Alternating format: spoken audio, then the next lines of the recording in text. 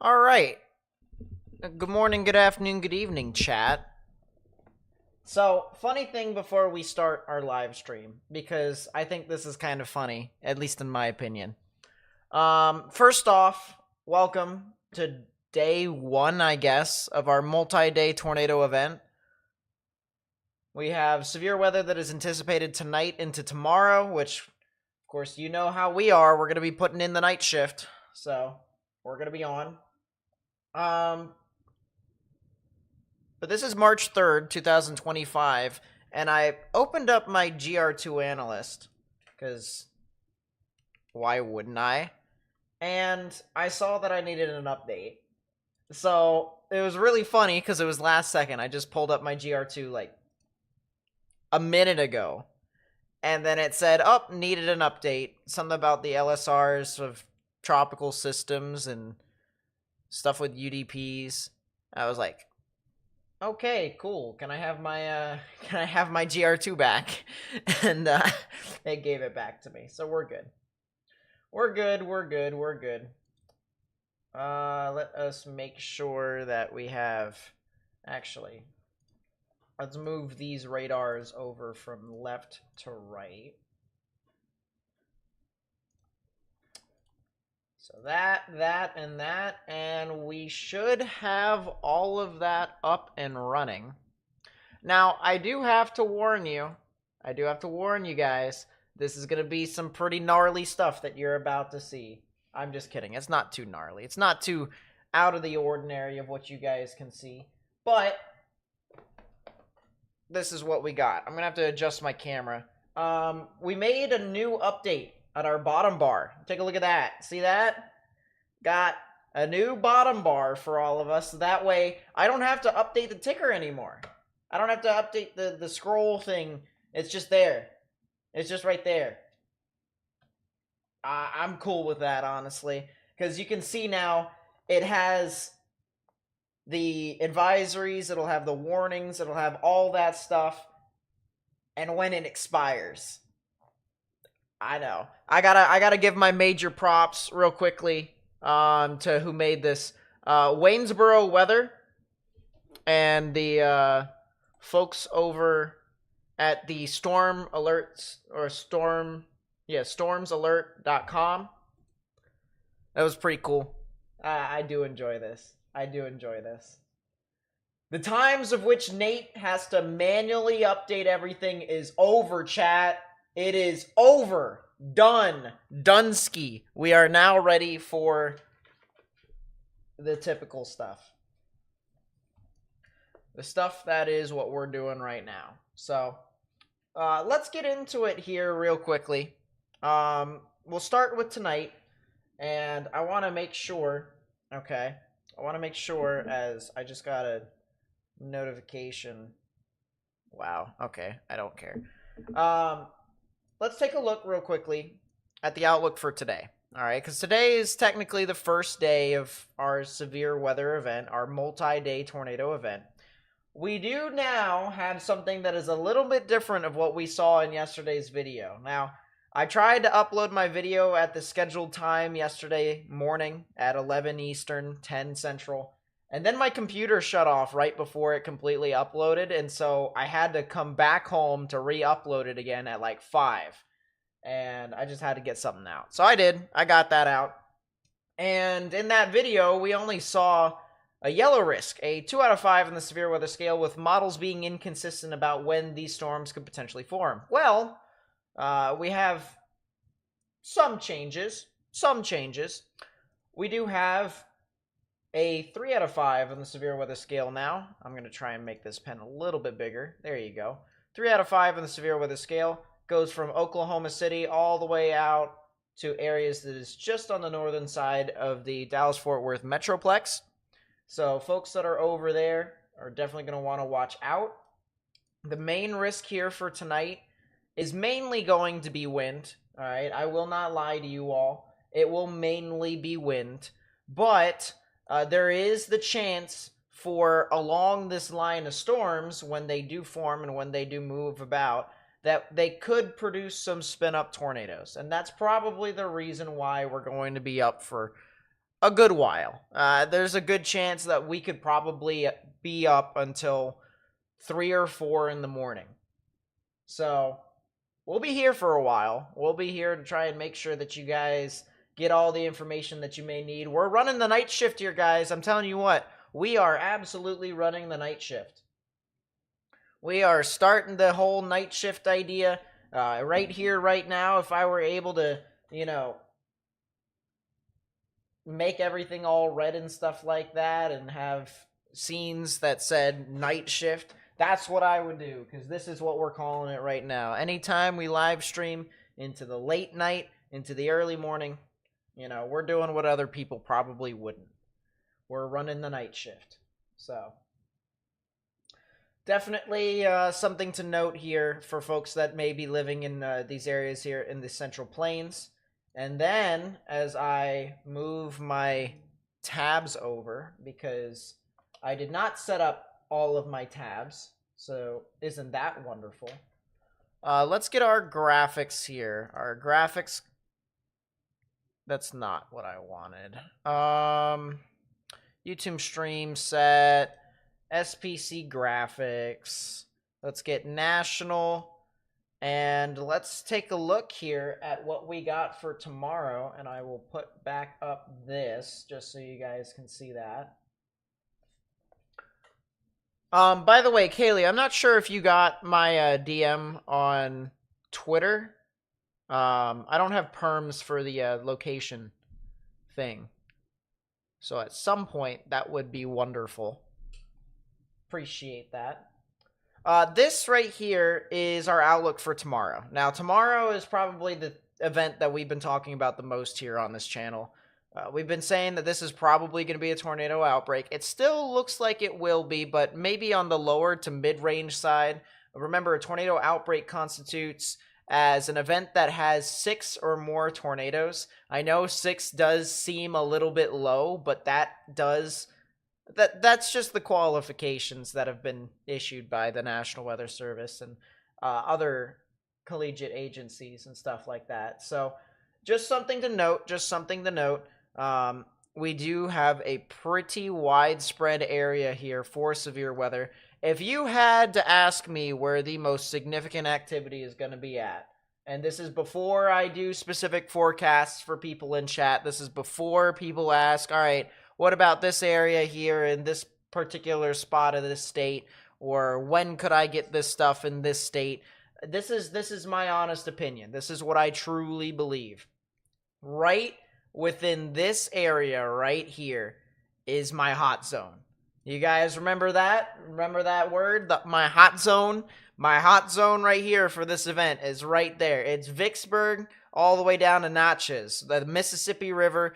If you're a storm chaser, you're getting ready to learn I-20, all right? From Monroe all the way to Jackson, and then the Mississippi River all the way down to Natchez. Right there, in my opinion, is where I'm looking at. It's just everything seems to come together at that point.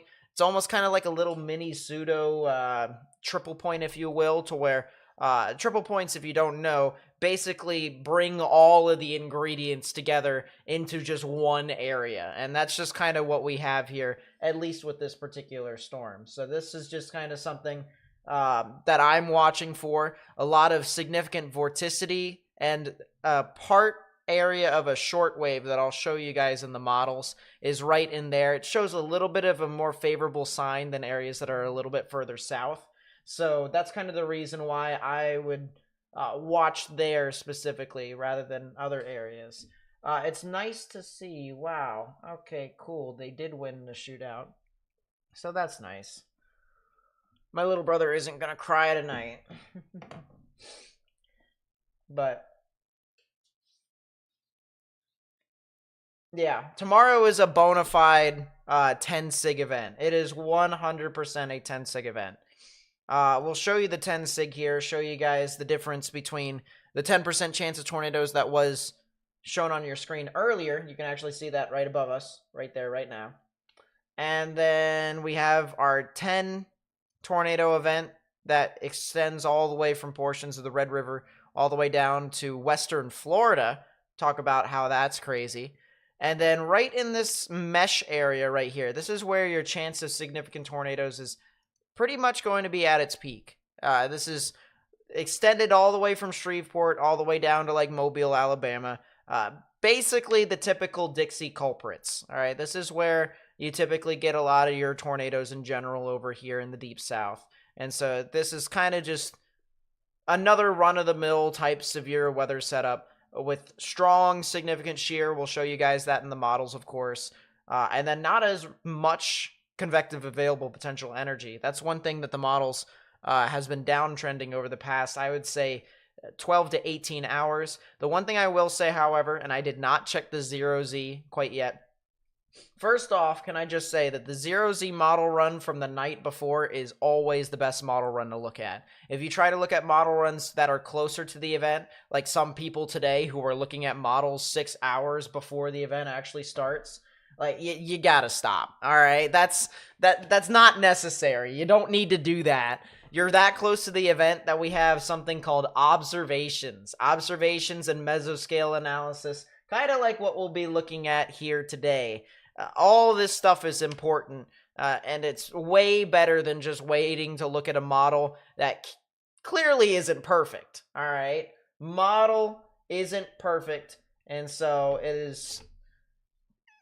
People just need to understand that. All right, it's not gonna be crazy as what people think it could be. So, but yeah.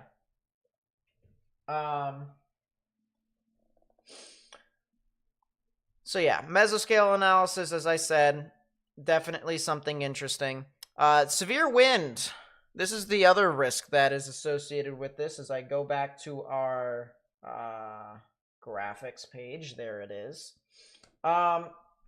Severe wind is definitely something that will be continued from tonight into tomorrow. As I said, pretty gnarly wind risk here tonight that'll extend into tomorrow morning, and this will just kind of like bowling ball its way further and further into tomorrow early afternoon into tomorrow evening. It'll be just one kind of giant line, broken line QLCS, and because of what's actually aloft in the atmosphere with our for those of you who know what a EML is, our EML, that's actually going to create a lot of substantial downbursts as well with some storms that may not be strong enough to be able to produce tornadoes. So that's kind of the reason why they also have the significant risk for wind over here, as this will kind of move on through into the overnight hours as well. Not really a big hail risk. We don't really need to mention that. I'll tell you what, the hail risk is not going to be as crazy as what most people may think during spring season it may be. You know, like sometimes people think about, you know, Oklahoma or Kansas or Nebraska or Texas, and they think, oh, okay, storms that are over there, they usually produce some pretty large hail. And, you know, sometimes they do. Sometimes they do. But in this case, this event is not that case. And, you know, funny enough, the type of setup is kind of similar, at least with boundary interactions. It's kind of similar to what you would see in the plains. Anytime you really get a lot of dry air aloft, which is what this atmosphere has, that's what you could typically see, large hail and such. But the problem with that is it doesn't have enough energy. It doesn't have real good rising with height. So thought the EML sucked. Anytime you have a big difference in humidity aloft, it usually is an EML. It's all about dry adiabats. So basically, when you have a lot of dry air aloft, it allows air to kind of just get sucked straight down whenever rain comes down. It's almost kind of like that doesn't make sense at all, what I was about to say in my head. I was about to say dry rain, but what is that? Just is that just one water droplet that falls down on the ground? No, it's like a vacuum, all right? It has to naturally fill in the gap when it kind of drops down. So that's basically, anytime you really get a steep difference in humidity, especially as you ascend with height, when stuff mixes back down to the ground, you can get a lot more forcing that way. So I've seen some good EMLs in some of the soundings that I've seen. It's good enough to where it'll be able to be a classic dry line setup. It's just, as I said, not as big. Real quickly, we have a couple members in chat that became members again. Alma Clark with the 18 months, the Weather Watcher. Thank you so much. I really do appreciate that. How am I doing this evening? I'm doing all right. Getting prepared for the night shift. What's the verdict for Wichita Falls and Lawton overnight? Microbursts. Well, there is the chance for maybe some strong damaging winds along the line. I wouldn't say microbursts, really. But I do think it will get windy regardless. There is the chance for maybe a spin up or two as well. It'll have to depend upon how far the line extends down south. I think it probably could get down to you guys. It'll just have to depend. I would love to have a sounding right on that dry line right now. That would be cool. But yeah, thank you so much for the Weather Watcher for 18 months. Pretty crazy. Robert Redmond with the Spout Spotter. Thank you so much as well. Really do appreciate that.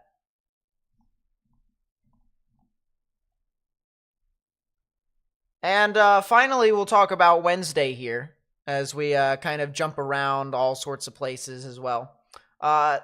Wednesday is really interesting, okay? Because we have the leftover of our storms that's going to kind of just move on through into the slight risk, all right?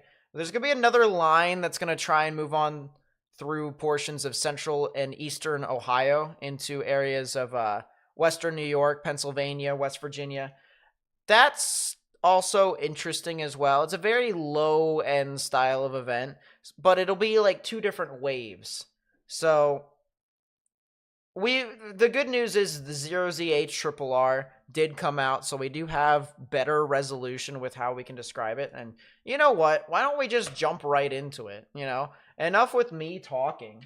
Sheesh.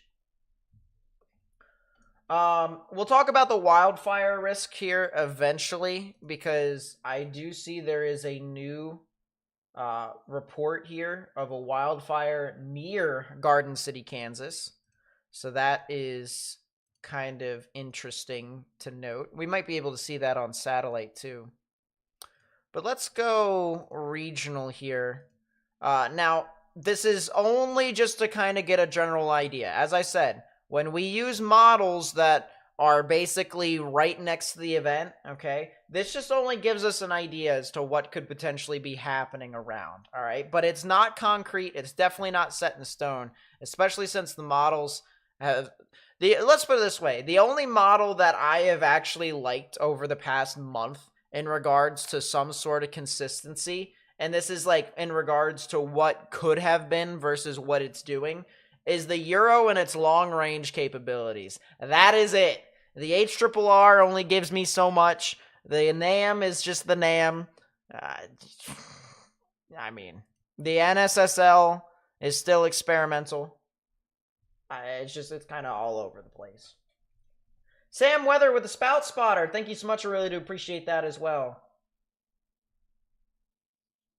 So let's go take a look here real quickly at the HRRR. The timing, unfortunately for you guys, is going to be a little bit difficult for you guys to see. So we have the time in Universal. It's all the way up here. If you guys just subtract it by like 6 hours for Central and 5 for Eastern, it'll be fine. You're good. So let's move on through. Around 3Z, which is about 10 minutes from now, because I got it on my wall here, storms may try to fire into portions of northwestern Oklahoma. You may not be able to see that because, unfortunately, my thing is a little too high. So I'm going to move that down and save us all. There we go. Look at that. As this kind of moves on through, it kind of just branches off into this big line. See that? Kind of just goes off into this big line of broken line QLCS.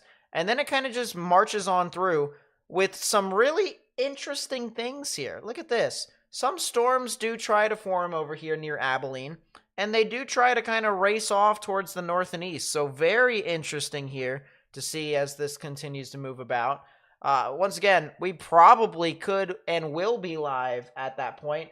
Who knows? We might even take a break after this explanation and then wait for the storms to become significant and then go live again. We'll see, but we're going to try and cover as much as we possibly can all the way into tomorrow morning. I don't care if I get a single wink of sleep. We are covering this thing for the next 48 hours. That is my guarantee. And so let's go on through. Once again, storms kind of move on through. Something gets really interesting in between Wichita Falls and Gainesville. Sometime in the early morning. We're talking 4 to 5 in the morning. And that continues to move about.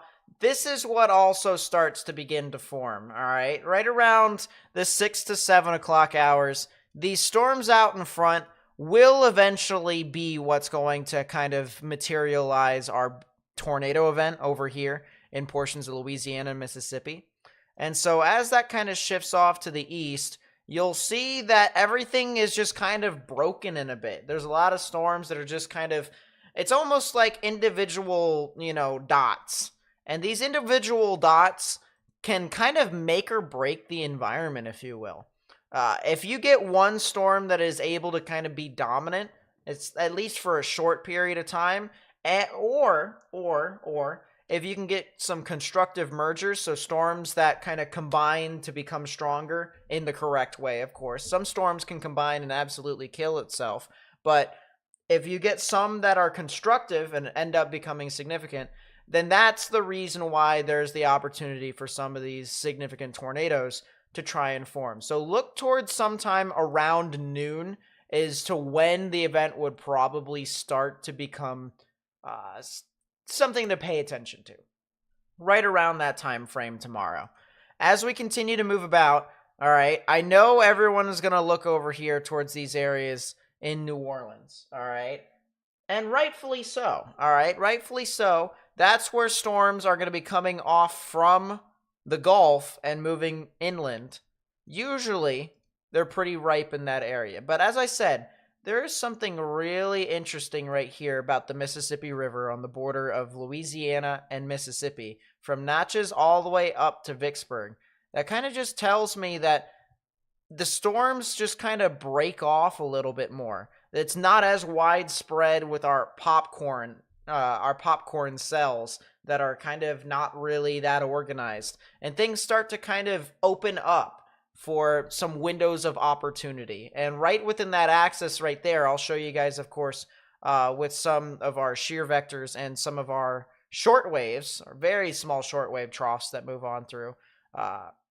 This is definitely where I would pay attention to the most if I was, well, I am going to be alive tomorrow, but if I was at the desk tomorrow of the National Weather Service. Of course, every single storm is going to try and produce its own tornado.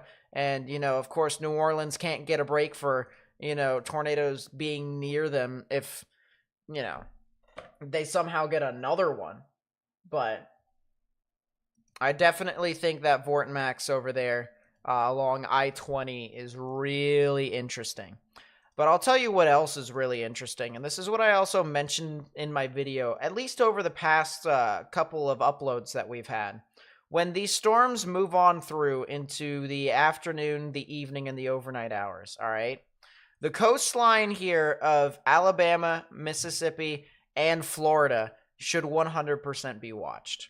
A lot of these storms could probably move ashore and produce water spouts that would eventually become tornadoes. So folks that are over there definitely need to watch, in my honest opinion, especially since there still is going to be some prominent wind shear and probably some spin-ups even in and along the line.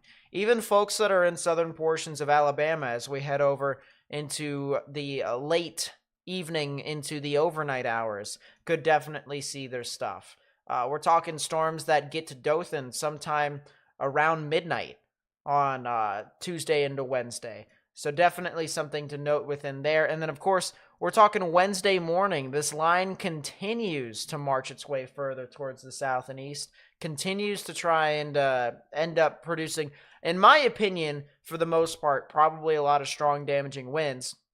But as you head into the afternoon as well, storms will still continue to become at least somewhat interesting. It may not be super powerful as you head into Central Florida, but if I move off just a little bit to the north and east, let's move over to the Mid-Atlantic now, and we go over to, say, let's move on through the Carolinas here.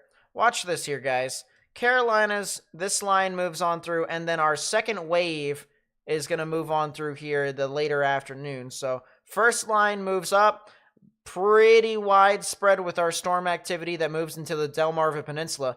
Look at this here, guys. Our second little wave here. It's kind of little baby wave. A little baby wave. It ends up probably becoming more of a wind event in my honest opinion. But just don't be surprised. Once you see the first wave move on through, all right, that's not all. It's just there's going to be a second one that'll try to move off about even behind that.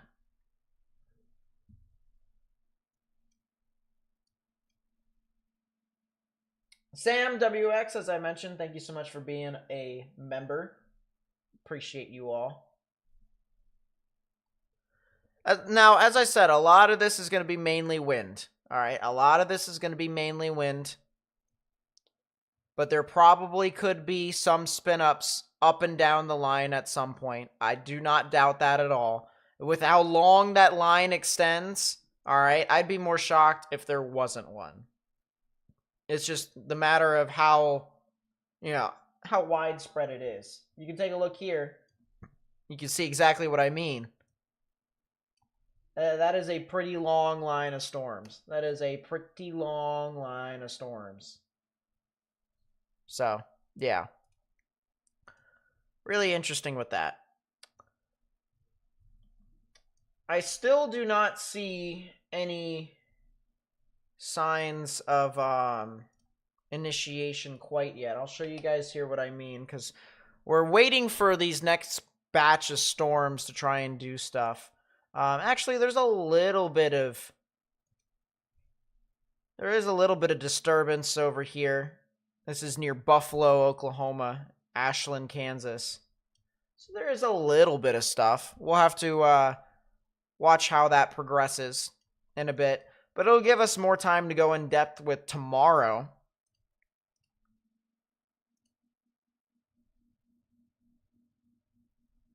Move over to our models.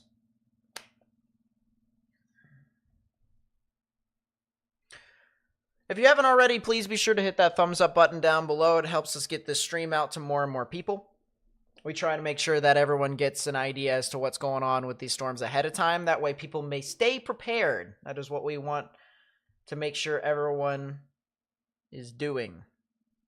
All right, we mentioned about tomorrow's event to an extent, but let's go into some of the things that I really look towards. All right. So let's start off with our bulk shear. All right, now bulk shear is basically the difference between the winds that are at the surface versus the winds that are 6 kilometers above ground level.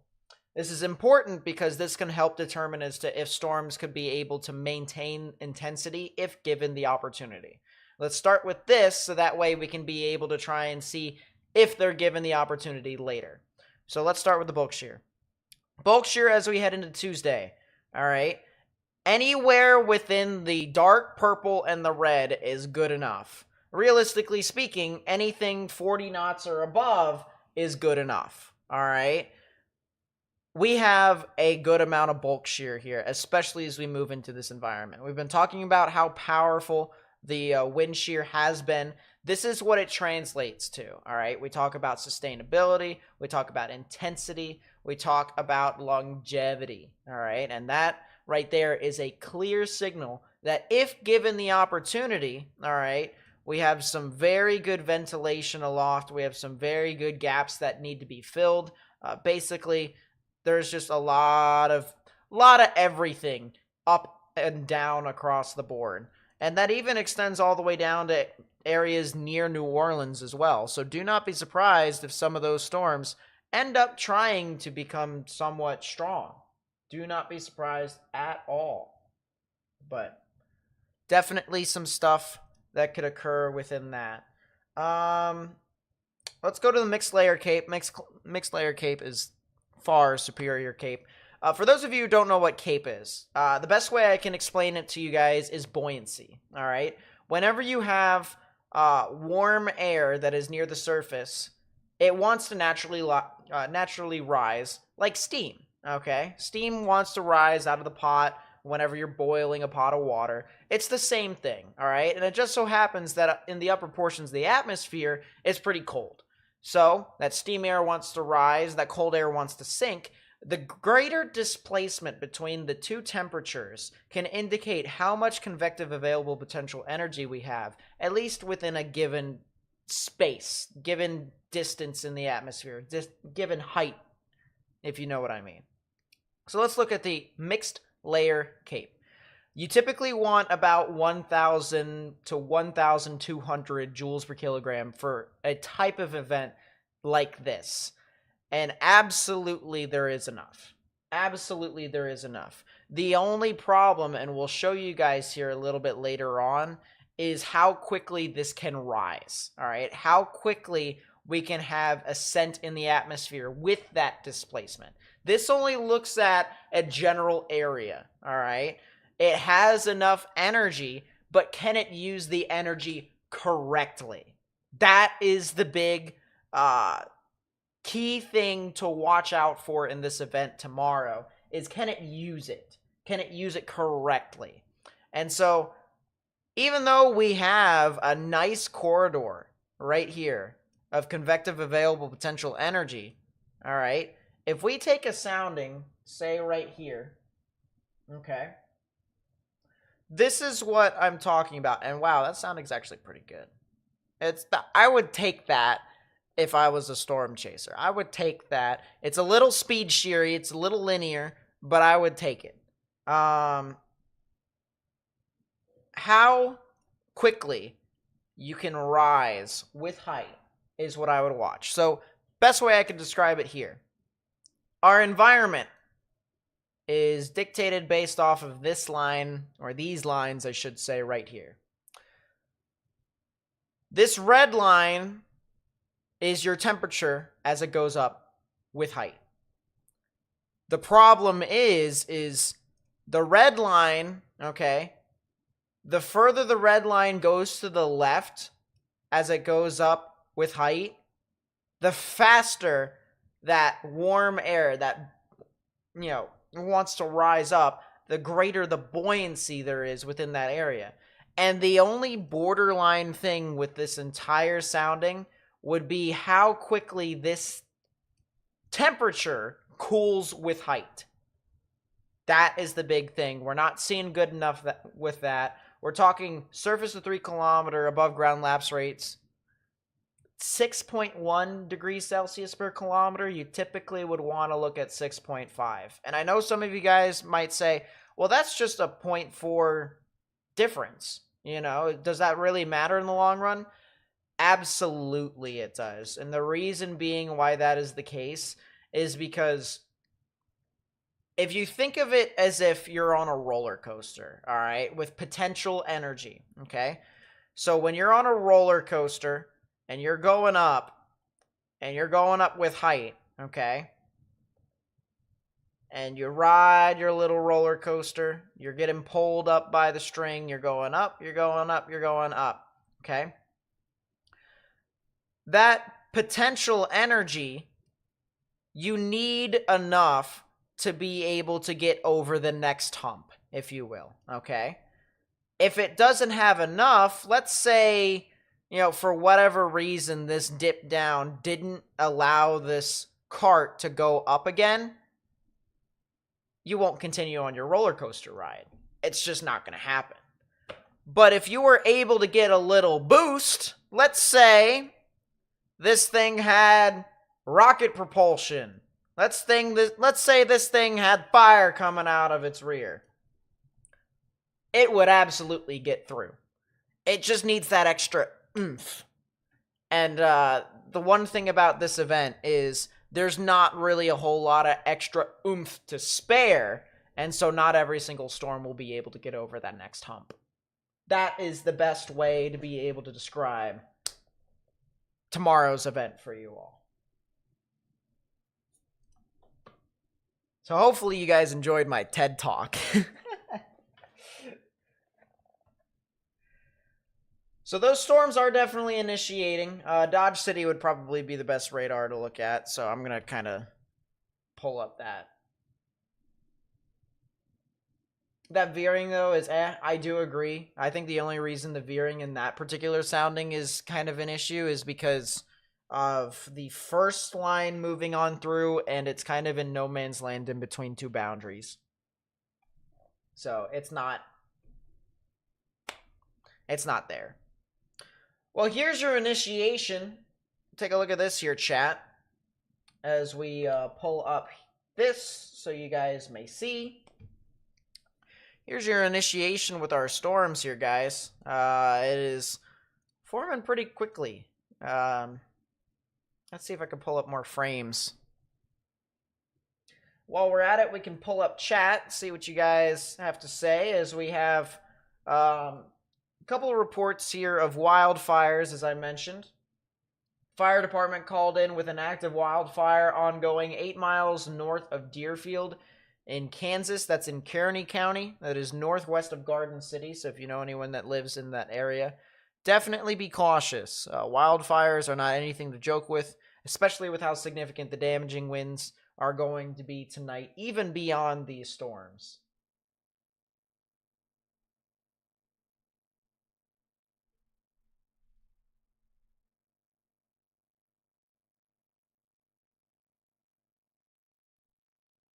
Glad you're feeling better.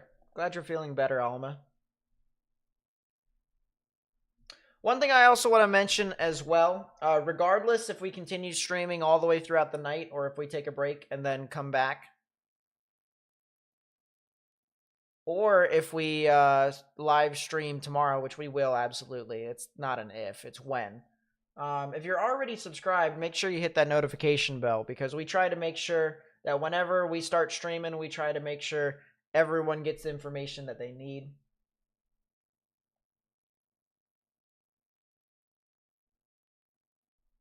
But yeah, we try to help out as best as we possibly can. You're in Lawton, Oklahoma. Should you be worried? I wouldn't be worried. I would be cautious. You will definitely see some storms overnight tonight. I will say that much.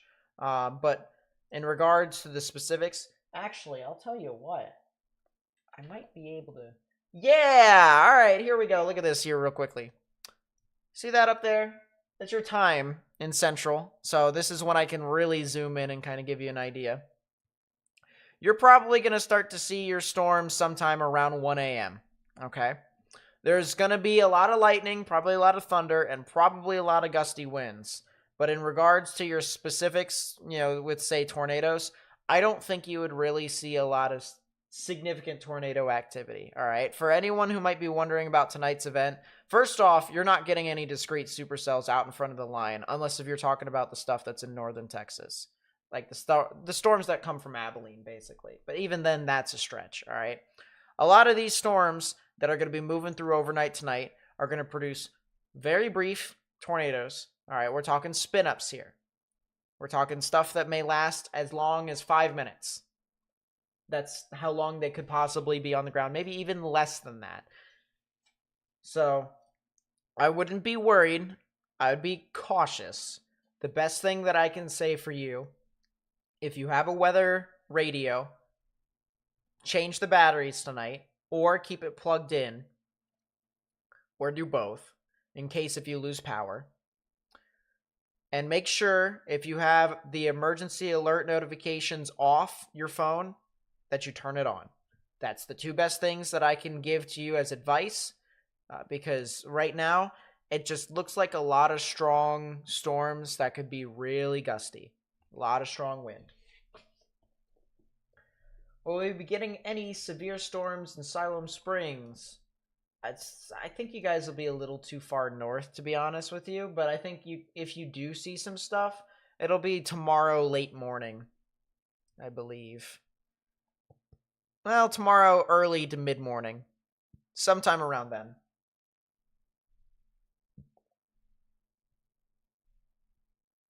I totally get that, Rockets. I totally get that. Dr. Timmer would be proud of that TED Talk. Thank you, thank you. Your Colorado Springs is extremely windy. Wondering it will be like this all night. It more than likely will, to be honest with you. Very powerful storm that's just intensifying over the night. But let's kind of just show you in general what we're looking at here. Actually, let's look. Do we have... I'm sure we have wind gusts here, don't we? If we don't, that's unfortunate. I'll have to... we do have wind gusts. Perfect. Look at this. So overnight tonight, once again, top left-hand portion of your screen, winds continue to likely intensify in Colorado Springs. There is a good chance that you guys could probably see some stronger gusts heading into tomorrow. The only times it really starts to alleviate is really tomorrow afternoon into tomorrow evening. The gusts start to kind of calm down a bit. So you'll be dealing with this probably all night into tomorrow morning, with the peak being sometime in the late overnight hours tonight. Would the slight risk on Wednesday be extended towards Harrisburg? Have a meeting in the area but live close to Baltimore? Nah, it wouldn't extend that far north. That's a new severe thunderstorm watch, chat. That's a new severe thunderstorm watch for areas near Wichita, Pratt, Coldwater, and Winfield, as well as Hutchinson. Let's go back to the radar from Dodge City, just so we have that. Very concerned about NOAA weather department getting hit by federal budget cuts. If cell towers go down, these red southern states will need to depend on information from a NOAA weather radio. Here's my honest opinion, and I said this on Twitter the other day. It may seem like a hot take, but it's not me actively trying to blame. It's just making an observation. First off, can I just say that Doge is really making a mistake not having a plan, like a secondary plan, after all these budget cuts? Because all they did was just, they cut the stuff. They didn't actually make contingency plans for what the staff can do to try and be functioning after all these cuts. Because now they have to work with table scraps, pretty much. The second thing that I gotta say is, this might sound harsh, this might sound a little extreme, but due to the fact that there's been so many people laid off, unfortunately, it will cost some people their livelihoods. Whether it's, damage, or whether that is, someone's life, or whatever. There's just not enough manpower to go around to be able to cover every single little thing like there was before. And so it's just... It's not great. It's not the greatest thing in the world. And I know a lot of people want to privatize meteorology. Like they say they want to take NOAA out or the National Weather Service out. You can privatize meteorology. Even the private meteorology networks are saying, no, we can't do what the National Weather Service is doing. We can't do it. There's already been 2 organizations that have come out and said, this is a stupid decision. So, these are extremely well-trained individuals in each area that they forecast for and they issue warnings for that help try to save lives. And only the National Weather Service and folks like the National Hurricane Center and other areas in NOAA would be able to send emergency alerts to people's phones like they can, compared to stuff like AccuWeather or the Weather Channel. It's just not plausible for private networks to be able to do that, because it's just, they're not reliable enough. And then I also want to say one final thing, and this is going to sound very, very bad, but once again, if you understand where I'm coming from, you'll understand that I'm not trying to blame people. It's just an observation, okay? This is an action, okay, resulted to people who are on the extreme side of climate change and trying to shove it down people's throats. Because with how many voices there have been with extreme climate change, and I'm not saying it's right or wrong, all right, the cause that they're doing it for, okay? This is just an observation. But when you try to shove agendas down people's throats, people get tired of it, even if it's for a good cause or if it's for a bad cause. And so the fact that it is their points of climate change has not been communicated effectively has led to a bunch of people wanting to get rid of it. And so I understand why people want, feel that way. I can, whether it's right or wrong, but it's, at the end of the day, you shouldn't have cut the one thing that's basically a security blanket. And there's nothing wrong with saying that, they failed in that department. Everyone fails in trying to communicate things. Communication is probably one of the hardest things to do as human beings. It's really, sometimes I fail to effectively communicate what's on my mind with you all. It happens. It's my job up here to try and make sure that I can do it to the best that I can. But sometimes the message doesn't get out effectively. And so it's up for those people to try and find a better way to be able to do it, so that way we may be able to get back in the game. And eventually in 2 years we will. As I said, enough people's lives will change over the next 2 years compared to the past 2 years in order for there to actually be a change. And that's the unfortunate thing about it, is it's not the government that suffers, it's the people that suffer. So that's what I think about with this whole situation. What's the low-level jet for southern Louisiana, New Orleans for tomorrow afternoon with a cap break? For sustained supercells to explode, 1,500 to 2,000 joules in the worm sector. So I look specifically at mixed layer cape. It is a lot better in regards to looking at energy that I guess is more at the ready for thunderstorms. It's a lot more useful for thunderstorms. Sometimes numbers can be inflated with convective available potential energy. Mixed layer cape fixes that pretty much, with the extension of some caveats into which we will eventually need E-cape. Please put that on a map. That would be great. But that's capping inversion. We want cape. So here is our convective available potential energy for New Orleans tomorrow. There is enough. There is enough energy. We just need storms to be able to be discrete in order for it to happen. So let's go take a look real quickly. I want to go specifically to theta E and wind barbs. Theta E and wind barbs I always like to look at, because that not only takes a look at our isobars, we could be able to see if there's any sort of shortwave vorticity bands that try to move on through.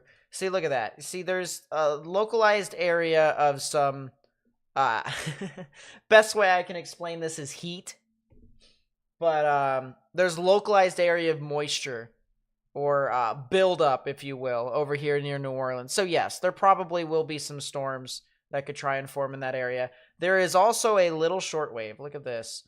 This would probably be something to watch out for, because it's right on this boundary. It forms right along this boundary here.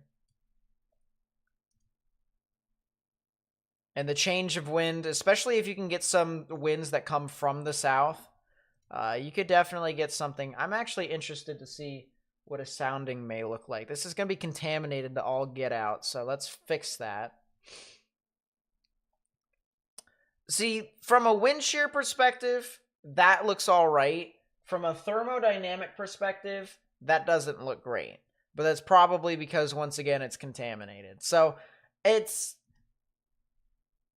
a good chance that there will probably be some activity in New Orleans. There is a good chance. It'll probably be in the late afternoon, so the typical, shenanigans, if you will. But yeah, so ECAPE is basically this new version of convective available potential energy, where it looks at the capabilities of storms and how much CAPE it can actually use. So in a vacuum, that's basically, don't pay attention to in a vacuum, all right? This is just the generalization. In a perfect world for thunderstorms, they would want to use all the energy. But problem for them is that it doesn't always. It only uses some. And so some energy gets left behind. What ECAPE does is it tells us, as forecasters, how much energy these storms can actually be able to use. It's like, how strong could they potentially be, contrast to how much energy there is available in the atmosphere. That's basically what it does. Judy, with the enhanced badge weather watcher, thank you so much. I really do appreciate it. I know you've been around for way longer than that, so I'm just gonna say, in general, thank you so much for supporting the channel. It really does mean a lot. So thank you. I really do appreciate it. Let's go Dodge City here again. Pull up all this. Do I think Conroe's going to have a tornado at all? If we're talking about Conroe, Texas, no. I think they're a little too far south.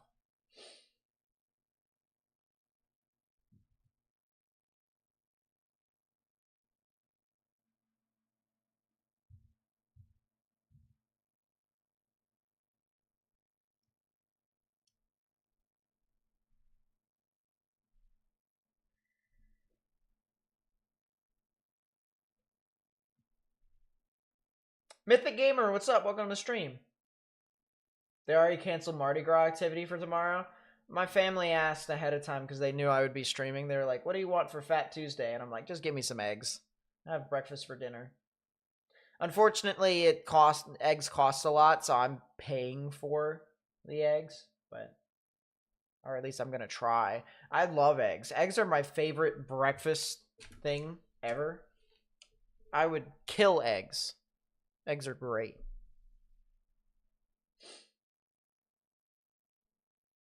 I wouldn't be too worried about Conroe at all. I think Conroe, they're pretty far south. You guys probably could see some severe storms. So if you're worried about damaging winds being a risk, you definitely could be seeing some of that, but I wouldn't get too crazy over it.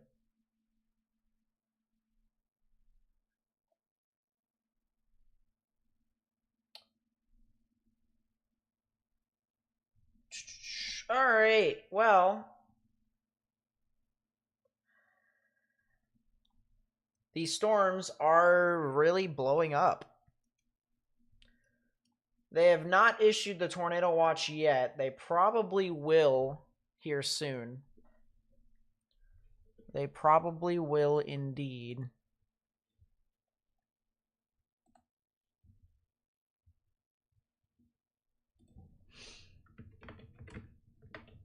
I'm looking up something over here real quickly on my other computer.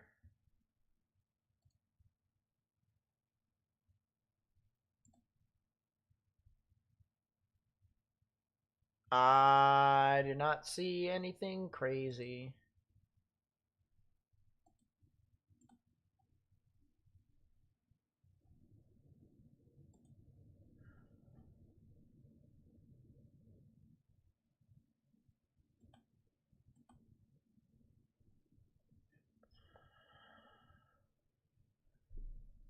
Yeah, I'm not too sure I have perms on that still, Kaylee. I'll have to look through here pretty soon.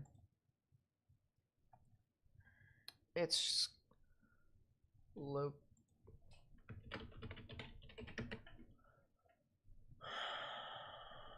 There it is. Do I have perms to edit? Okay, never mind. I do. I figured it out. So here's something cool for you all, chat. Here's something cool for you all. So chat, we have a Google form for people who might be curious about what could be happening in their area. All right? Different answers as to what could be happening in their area. I get it. That's why we have a Google form for you guys to fill out. If you want to know what's happening in your area, fill out the form. We will hopefully be able to get to you guys in time at some point in the stream. And then, of course, Kaylee and I will be subjected after the stream to delete all the responses so that way we can keep it up at the end as well. But yeah. See ya, Kate. Thanks for coming out for a little bit. So we do have our new severe thunderstorm warning, as you guys can see on your screen. Frame rate's dropping a wee bit. Yeah. I can kind of see that. So that is a new severe thunderstorm warning over here. It is now heading into areas near Elk City and Arapahoe, into portions of Custer County and Washita County over here in Oklahoma. So if you guys live in these areas, definitely watch out. Is his mic cutting? Oh my gosh, why does this always happen to me? I feel like it's not a Nate Snyder stream without some difficulties.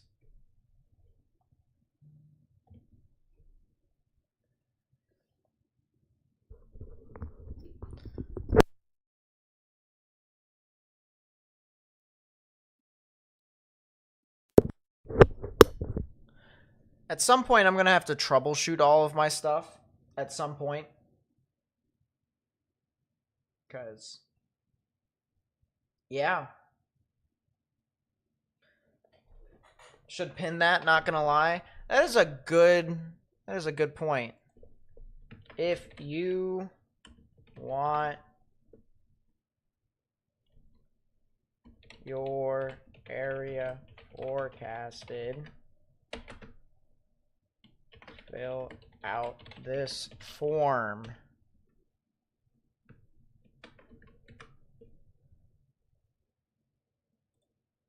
Cool. You can edit the form. Really? Hold up. That is a good point. Remove and remove. Cool. All right, let's fix this again. Let's do it one more time. Settings.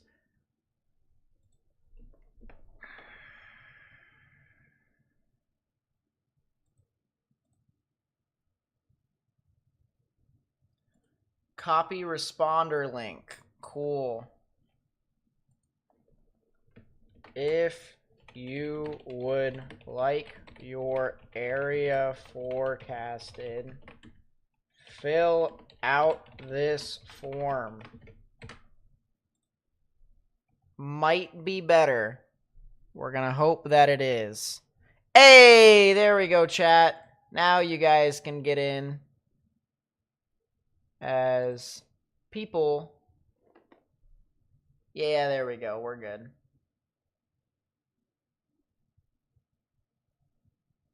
Someone just advertised their YouTube? Probably.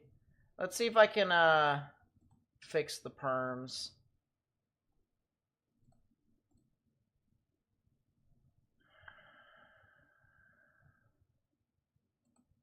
Share. Restricted. There we go. Cool, that's done. And now no one is on the thing anymore. We're good. We're good. That's all set up.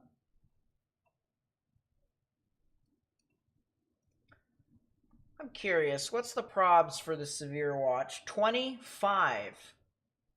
North Texas guys, what's up? Welcome to the stream. Always messes up the permissions. See, I think that one was on me. It's definitely not on Kaylee. Definitely a donut. I am definitely a donut.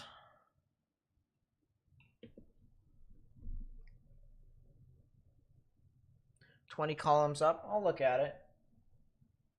Let's see.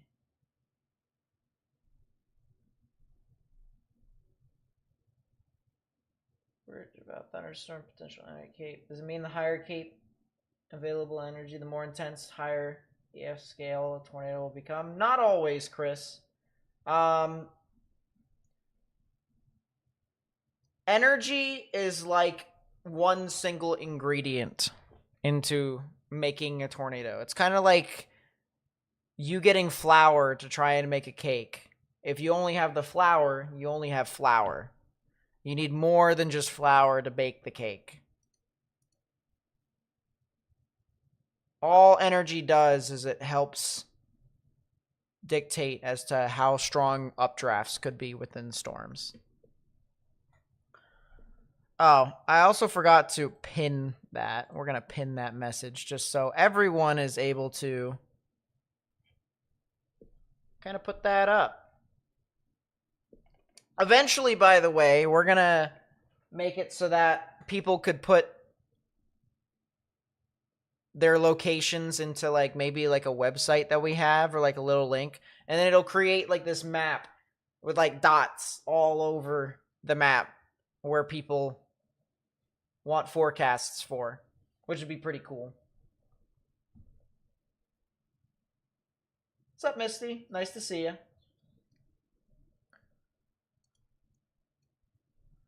All right, let's see.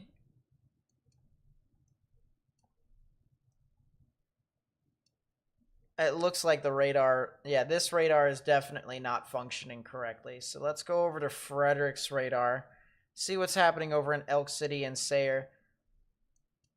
Well, as quickly as they've been forming, they now look like they are trying to become something interesting. Very interesting storm right here, indeed. Do we have a camera? Do we have cameras out this far? Unfortunately, I don't think we do. Which kind of sucks. Otherwise, I'd show you guys what's looking like in Elk City. But we do have a little bit of rotation here from the looks of it. This would be just to the west of Elk City, north of Sayre. Someone mentioned in chat. Good call. Good call, good call. A little bit of rotation here. Red's moving away from the radar here from wind values. You even have some pinks that mean stronger winds. Green's moving towards the radar. Right about there is where the rotation would be. It's embedded within this mess of rain, but you can see there's a little bit of a hook. Just a little bit, a little teeny one. But I also am really interested in looking at this differential reflectivity, our ZDR. This is kind of telling us that we have a good bit of scattering, and it's also stacking on top of itself. So right now, even though we're looking up about 7,000 feet above ground level, there isn't really... This storm's not tornadic right now from this radar presentation. Now, if we had a radar that was in Elk City, it would give us a lot better information. But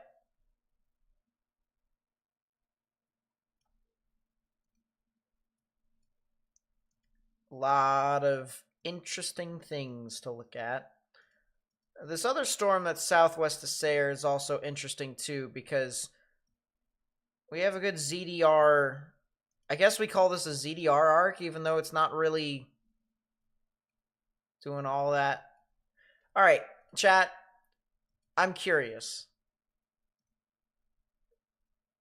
I am very curious. I'm going to look it up. We are going to look at this together here, chat. This right here is the vertical wind profile. All right, this basically looks at the direction into which the wind is going as well as its intensity with height. Okay. If you can imagine as if this is like a radar and we're looking north or the thing is looking north, thing is looking east, south, west, okay? Each plot is dictated as to how strong and in which direction the wind is going towards, okay? So, we have winds that are blowing this way, blowing that way, that way. So we do have some weak wind shear here at around the 2 to 3 kilometer level.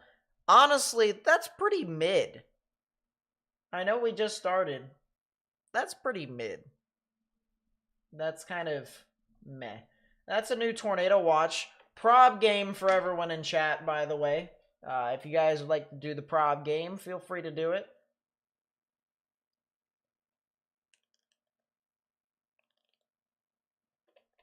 But yeah, that mid-level wind shear is kind of meh. We're waiting for that to probably change eventually. It probably will change here soon. Let's look at our 700 millibar wind shear here. I'm trying to find one that has colors for you all. We probably won't get it, and so I'll have to translate it for you. See, that has colors, and that has colors, but this does not have colors.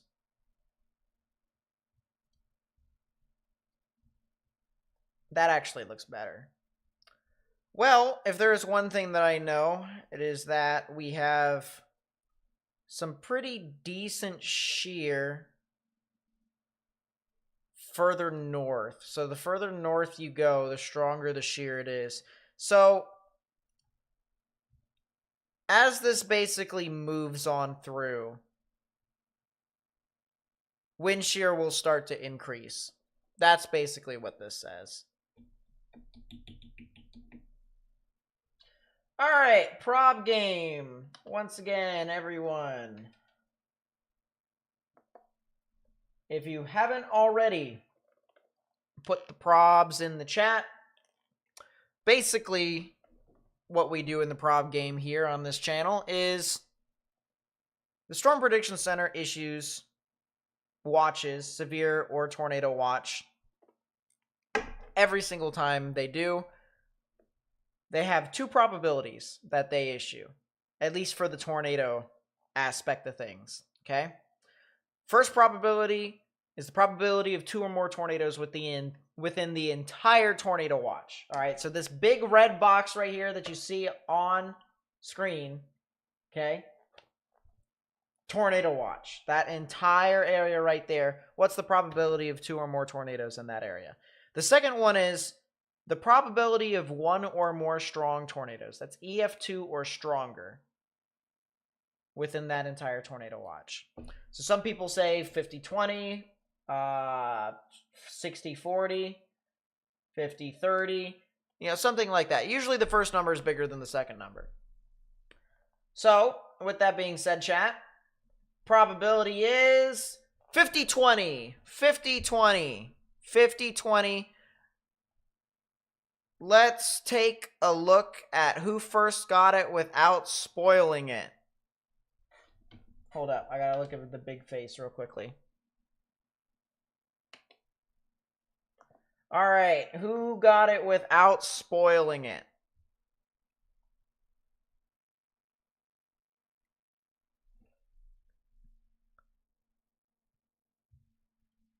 Thanks, Cobalt. Okay, technically Cobalt and Proxy were the first ones that got it. TRG Tornado, of course, close behind. There you go. Eating powdered donuts while watching your stream. Actually, I got some powdered donuts upstairs. I might get that at some point as well. I'll eat it along with you, Greg. But there it is. There's our new tornado watch. Just got issued. It will also last until 5 a.m. Central. As the, real quickly, by the way, you looked, oh, great, well job. Yeah, my audio is being stupid. Sometimes I think it's because I peak. My audio peaks. So I'll fix that. That might be better. We'll see. Has any of you seen the severe thunderstorm watch on the ticker yet? I haven't been paying attention. I only saw the blizzard warnings.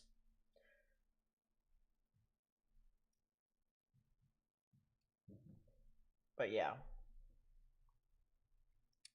So, a lot of people might be wondering, all right, well, what do I think about this tornado watch now that I've heard the probabilities? Well, it's kind of what I've expected, to be honest with you. First off, I gotta rant exactly what I said at the beginning of the stream. For the folks that use models 6 to 12 hours before an event starts, I'm sorry, you need to stop. It's best for you to use the 0Z suite the night before and just stick with it. Best case, all right? Since the dawn of time and me starting to stream, which was in the summer of 2019, the 0Z model from the night before has always been the most accurate one. I don't know why. You'd think that models, when they get closer to an event, would actually become more accurate, but no. It just shows that there is flaws within the models. It kind of overcompensates, and so yeah. That's where we're at here. That's where we're at, chat. Lot of wind tonight. Spin up tornadoes overnight. Not really getting your prefrontals. I will say, if you can get a discrete cell on this southern end of this line, you probably could get maybe as close to a strong tornado as you can get. But that is really it.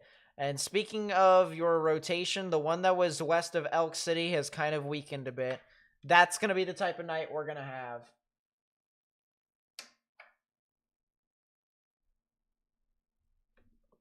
That's going to be the type of night we're going to have.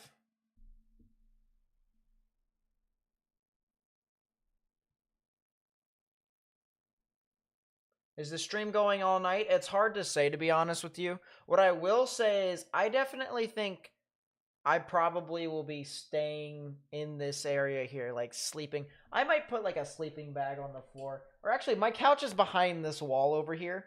I can turn the volume on my computer up all night if I decide to end the stream at some point. And, yeah. Whenever a tornado warning gets issued, I'll have that ping that you guys have heard all too often on this stream, on this channel.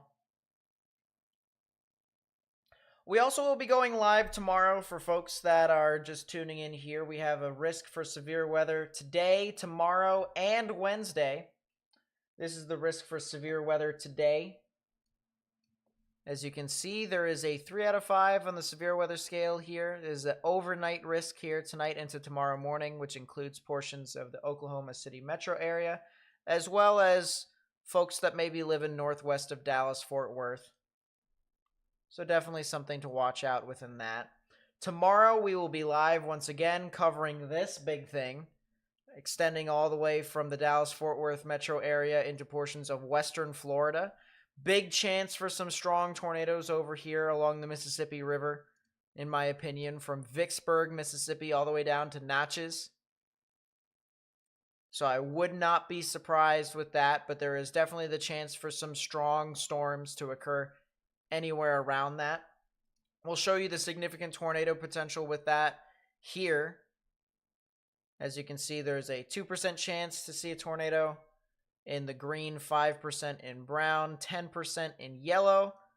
And we also have our mesh area, our hatched risk for some strong tornadoes that could exist over into this area as well. As I said, right here, I'm saying right here is definitely an area to watch. And in my honest opinion as well, the coastline right here, from New Orleans all the way over to Panama City Beach, that's another area that I would watch as well as you head into the overnight hours. But those would be the two areas. The main focus that I got.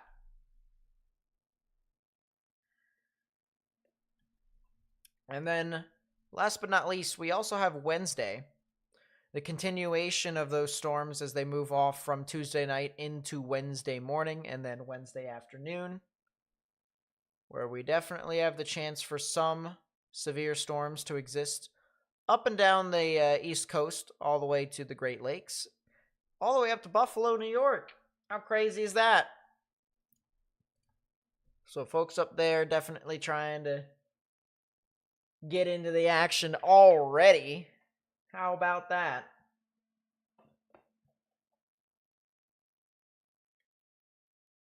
So there you are. You have not seen the severe thunderstorm watch scroll through yet? Man. Refresh.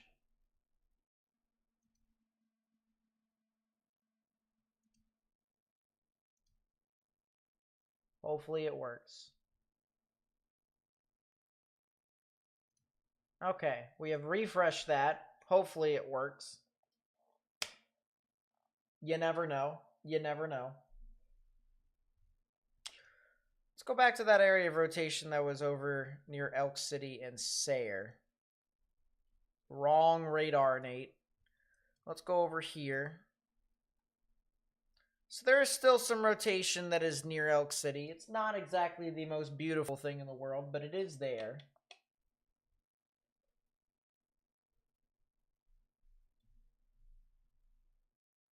Got to mention low-level wind shear. Very high Cape. What? I wouldn't be... A strong tornado would definitely be possible for areas near New Orleans. What degree to the enhanced Vegeta scale? I don't know. The enhanced Vegeta scale is very flawed. So all I can say is a strong tornado could definitely be possible. If a big tornado were to happen, where would I think it would be? Yeah, I think the best chance for it to happen would be right along that Mississippi River, extending from Vicksburg to Jackson, all the way down to Natchez, somewhere in that area, if I pull it up. Somewhere right within here would be my best guess. Or somewhere near there.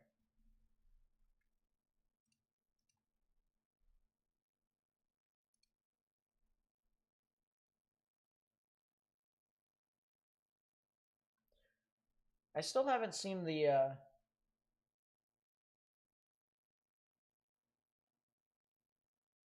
severe thunderstorm watch yet.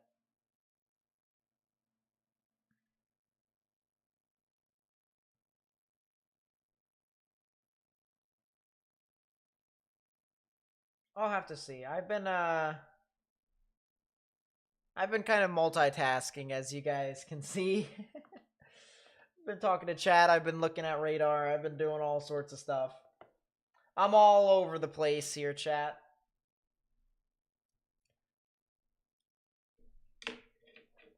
Let's see what people have put into our location request form.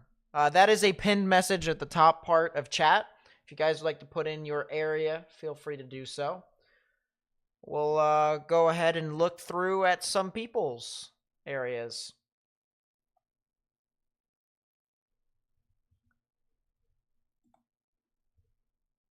I might as well pull up Radar Omega as well. Radar Omega is probably the best way for me to look up some of that stuff. Okay, let's get Radar Omega up there for you all. And there we go. All right, first place that we have up here is 29. All right, Florence, South Carolina. So you guys are really going to be seeing your stuff on Wednesday. Wednesday would be the would be the day that I would watch out for some severe weather here. You're in a 2 out of 5 on the severe weather scale. I don't think it could be upgraded to a 3 out of 5 on the severe weather scale, in my opinion. I think you guys should be relatively safe in that regard. I'm also going to put up some cameras here, just so we have some. But 2 out of 5 on the severe weather scale. With some of these storms, okay, that move on through your area, I do think there could be your greatest risk for severe weather being damaging winds. But let's go through the timings specifically, because timings is definitely going to help in this case. There's Florence at the top right-hand portion of your screen, and then at the top left-hand portion of your screen up here, this is the time, all right? Time as that moves on through.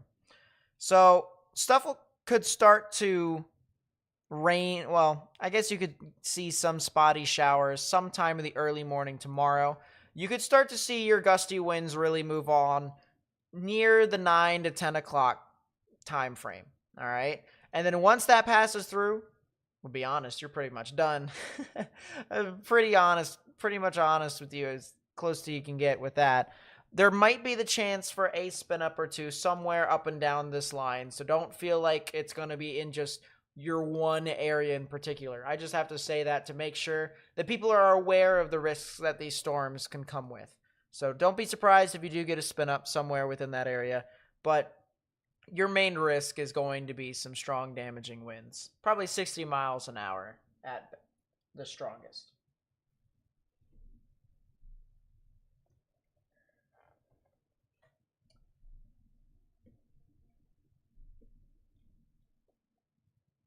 All right. Next up we have here,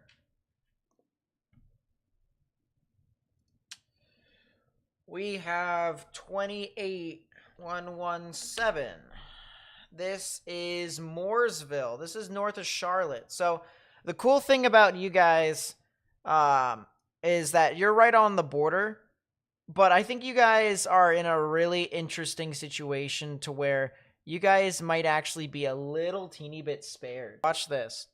When your storms move on through, okay, first off, they will get near you and it will start to rain at some time around 5 a.m. But notice how the line doesn't really exist there. It's just a bunch of rain, and then the line tries to form. It's in the very beginning stages at around 8 a.m. If it was a more consolidated line, it would definitely be a lot stronger, and that would probably be the one thing to watch out for as those storms approach you is, will that line end up becoming a little bit stronger right before it gets to you? Will it be able to fully form right before it gets to you? Will it not? That is still something that would probably be best answered tomorrow night, but for right now, it does seem like your guys' main risk will be strong damaging winds. Kaylee, by the way, I just gotta say, this idea is ingenious. All right, next up we have 29.5. Didn't we already say? No, we didn't. 29.501. That's Florence again. 28.021. That's Sherryville. So you guys, you're in the same predicament as Mooresville, believe it or not. Same predicament. Will the line be able to form that early or not? That's the big thing there. The further west you are in North Carolina, the less likely for that to be the case, to be honest with you. But we're going to keep this camera up so that way we have something to look at. As I said, if you would like your area to be forecasted, the pinned comment, the pinned message in our chat has that. Be sure to put that up if you want your area forecasted. It could be certain part of the state. It could be zip code. It could be your city, whatever. We're here to try and help you guys out. All right. 30, 26, 3. That's Noonan, Georgia. I know I've had someone in chat say something about Noonan. We probably have a couple people from Noonan, Georgia over here. Hello to you guys over there. Noonan, Georgia is really interesting because this is going to be kind of your remnants of what's happening tomorrow night into Wednesday. Right now, you guys are right on the border of the 2 out of 5 and the 1 out of 5. I do think, in my honest opinion, that you guys might be able to get into the 2 out of 5 on the severe weather scale. I do think you guys can. But I'm going to repeat the same thing that I said with the folks that are up over in North Carolina. All right. And this is really anything for these guys up in Atlanta, Athens, Gainesville, Rome, even up to Dalton and portions of Chattanooga, Tennessee. You guys are going to see your main risk being wind. Your main risk is really going to be those strong damaging winds. But let's take a look with our radar here once again. As this pulls on through, we could see some storms that try to, they try to form out in front sometime around 10 Eastern, 10 p.m. Eastern tomorrow night. And then your main line won't actually start to get near you through Noonan until sometime a little after midnight. There probably could be a chance for some spin-ups. In my opinion, the further south you go, the more likely that is to be the case. But pretty strong damaging winds, some lightning. It's definitely possible. This is my guarantee for the folks that live over in Noonan and Atlanta. All right. If I am able to, I will stream until these storms pass the Atlanta metro area. That is my guarantee if I am able to. All right. I will let you guys know if I will be able to. But if I can, I'll do it. That's my promise to y'all. All right.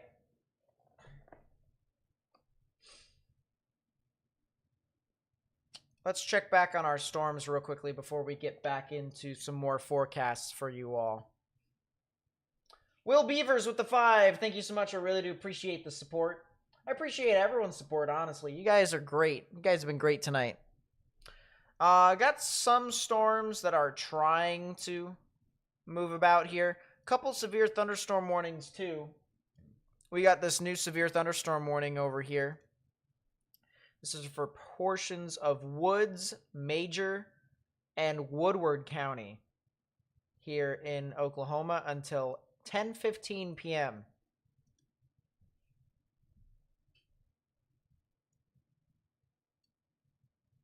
As I said, if you'd like your area forecasted, there is a pinned comment in the chat.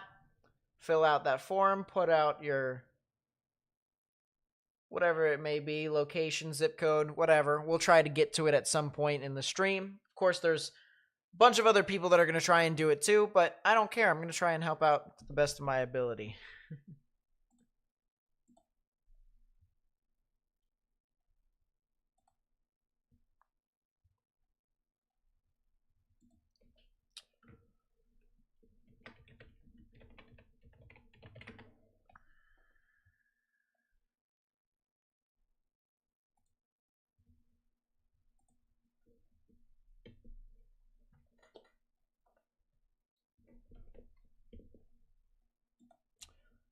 Let me find that real quickly. Coolio. That's a new severe thunderstorm warning in portions of Kansas as well. They're probably going to also issue a new severe thunderstorm warning for portions of Harmon and Greer County over here in Oklahoma. This is like the Mangum, the Reed, the Hollis, the Gold area. I wouldn't be surprised if they did that. I wouldn't be surprised about that at all.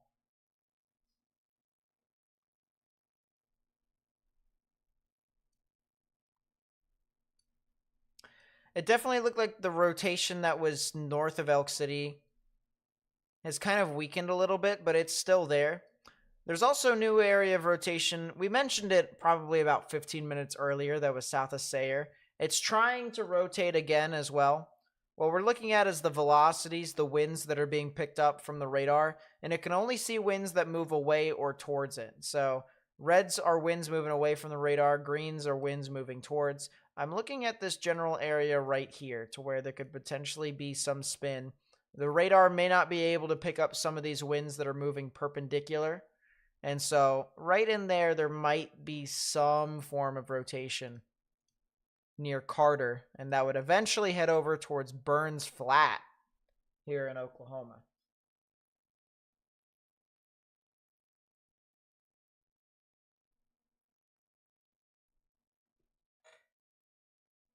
We also have a command in chat for folks that may want to know what the weather is right now at their area.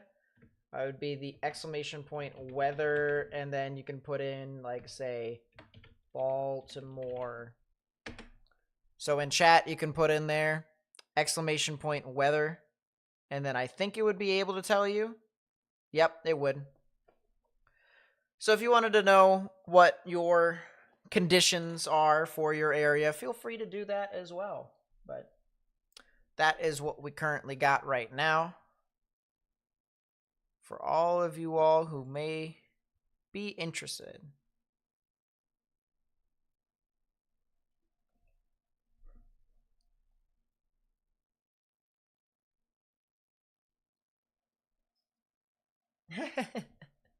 We got all sorts of stuff here, Kaylee. Let's take a look at that severe thunderstorm warning up north now. The damage threat considerable severe thunderstorm warning. This would be for golf ball sized hail. How about that? I would assume it would be... Let's take a look at the maximum expected hail size and see. It would definitely have to be for the storm heading into Winoka. If we were to take a look at any specific storm in particular, it would probably have to be this one right here. So if you're in Winoka, I recommend you guys get indoors and stay away from windows, because golf balls could try to move on through. You guys are definitely getting pelted by some hail right now, I'll tell you what. What's up, Caleb? Nice to see you. No, exclamation point woof doesn't work. Unfortunately, we had to take that off. Would that same big tornado threat for strong tornadoes you mentioned from up north apply to the New Orleans area for tomorrow as well? Yes, so the significant tornado risk does include New Orleans tomorrow. It's just, in my opinion, I don't think that would be the that would be where I think the strongest tornado could exist in tomorrow's event. But that's just more of me trying to forecast specifics pretty far out. Joe with the 5, thank you so much. I really do appreciate it. Says, thank you for the coverage. You're the best, young man. I appreciate you for being here. Thank you so much. It really does help us out. If you haven't already, please be sure to hit that thumbs up button down below. It helps us spread this information to people who could potentially need it or be interested. We want to try and make sure that everyone is informed here of what could be happening over the next few days, as this is day 1 of 3 of our multi-day tornado event that could occur. I will admit that day 3 is not as much of a tornado event and more of a wind event, so it may be a multi-day severe weather day, but tomorrow is definitely going to be our strong tornado event, for sure. Where would the strongest tornado be in tonight's event? Ironically, it wouldn't be with this line. It would actually... Well, it could exist. If it's in this line, it would be in southwestern Oklahoma. It would be somewhere in here. That's where I would look. But I think there might be something interesting with the overnight stuff that could occur in Abilene, and I'll show you guys why. So here we go with the models. As I said, time, top left-hand portion of your screen. Make that easy for everyone to follow along. Here's your line as we get to midnight. It starts to move past Childress towards the Wichita Falls area. Look at these storms that are over near Abilene and San Angelo, though. This is what I'm watching for. If there was anything that could probably be tornadic, it would probably be these storms. And as they continue to move off towards the north and east, any one of these that end up becoming dominant, if you will, could probably try. That would probably where I would see the strongest tornadic activity out of these storms.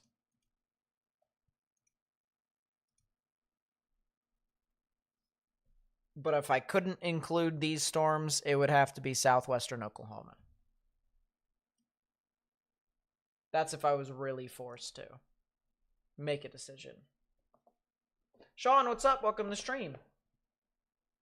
Yes, News 9 is still not allowed to be said in the chat. It is still the cursed news network. I can't. Do I think the storm north of Alva has any potential? Let me take a look with a different radar. What in the heck? Can I just say, this storm in Kansas looks menacing. Looks like an actual supercell. Not too sure if it is. Might be a little elevated up there, but we'll see. So the little mini storm that's north of Alva doesn't look like it's doing too much, but if you're talking about this one over here in Kansas, I think this could potentially try to do something, at least hail-wise and wind-wise. I'm not too particularly sure if this is actually...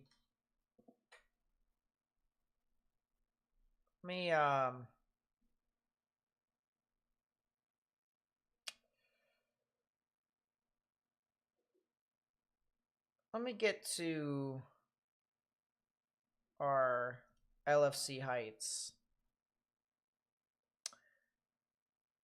See, that's interesting. That's interesting. But this will be the real killer right here. See, this is all pretty capped still. Like, this is all pretty capped. I don't know. I'm half tempted to look just for memes. I'm tempted to look, chat.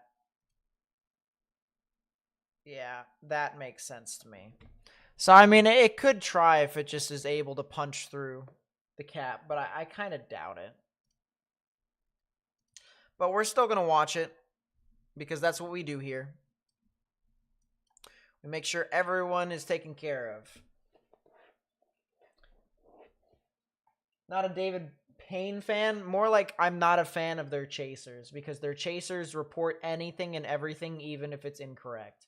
David Payne is cool. But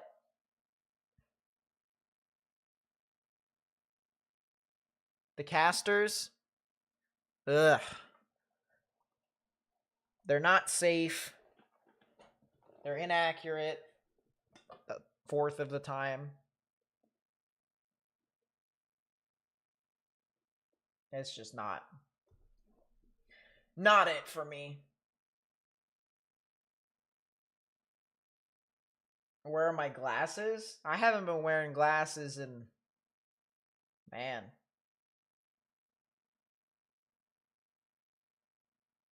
a year and a couple months. It was in 2023, October 2023, when I stopped wearing glasses.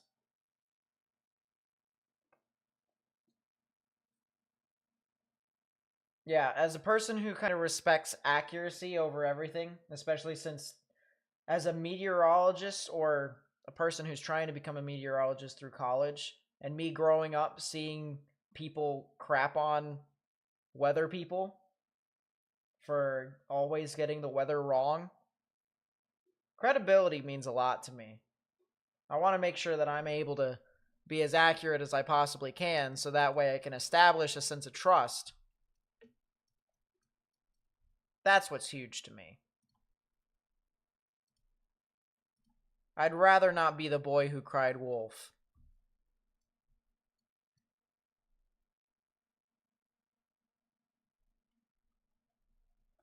You haven't seen the new watches on the ticker yet. That's unfortunate. I might have to talk to him about it. That's pretty crazy that we have avalanche warnings on there, though. There's a winter storm warning.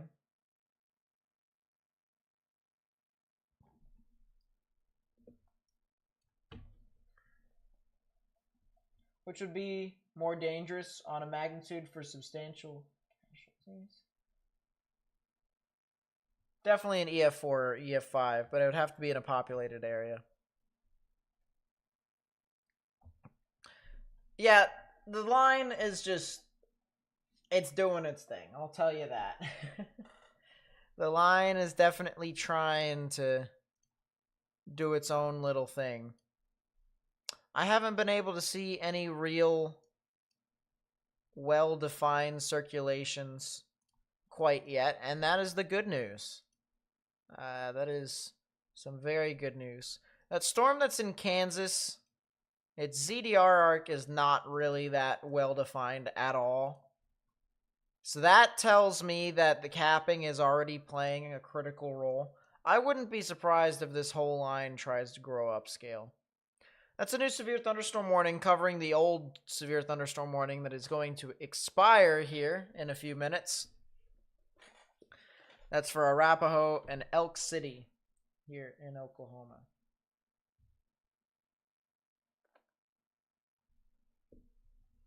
I'm gonna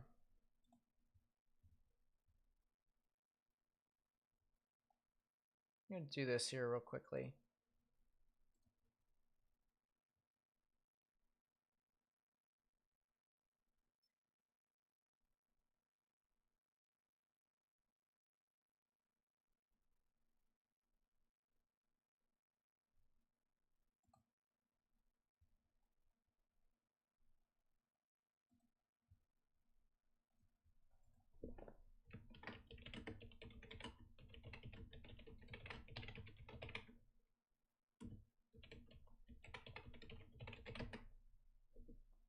All right, did that. Told him that I think it only does winter weather. In a couple of minutes here, I think we should do some more forecasts for people who filled out the form. We have 42 responses. Goodness gracious. You guys are insane. As I said, if you would like your area forecasted that could be in the path of these storms, feel free to go into the pinned comment above. You'll definitely get that. Or at least you'll have a chance for me to be able to see it.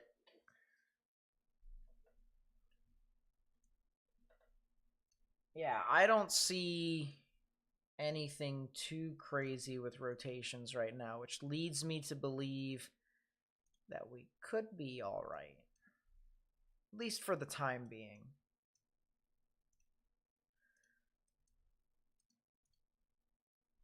Yeah, I don't see anything too crazy right now. So let's do this. Let's move on with the next one, 28117. That is Mooresville. I think we did Mooresville already. Yeah, we did Mooresville. We did indeed do Mooresville. 16066. That's PA probably. Yes, it is. It is north side of Pittsburgh. Okay. So, cool thing about Pittsburgh tomorrow is they could, well, not tomorrow, Wednesdays, they could have a chance for some severe weather. It would probably be in the afternoon, though. It would probably be in the afternoon on Wednesday. But let's take a look at the models regardless and show you. Time, once again, the top left-hand portion of your screen. And as we play it on through here, all right, we're into Wednesday. Good bit of rain in the morning into the late morning. And then these are when your little storms move on through. Look at this. 10 a.m. to 11 a.m., your storms start to kind of pop up, move about. And then that's pretty much it, to be honest with you. It'll start to get cold. It'll start to get windy after that. But in regards to your severe weather, that's pretty much it.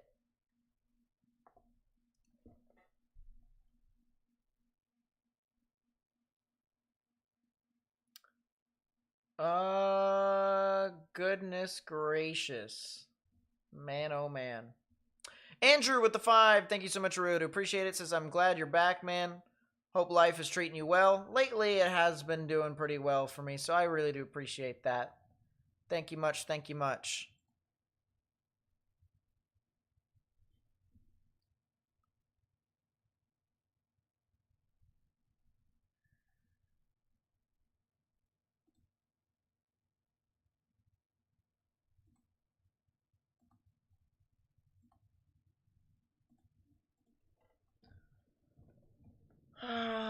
Let's take a look.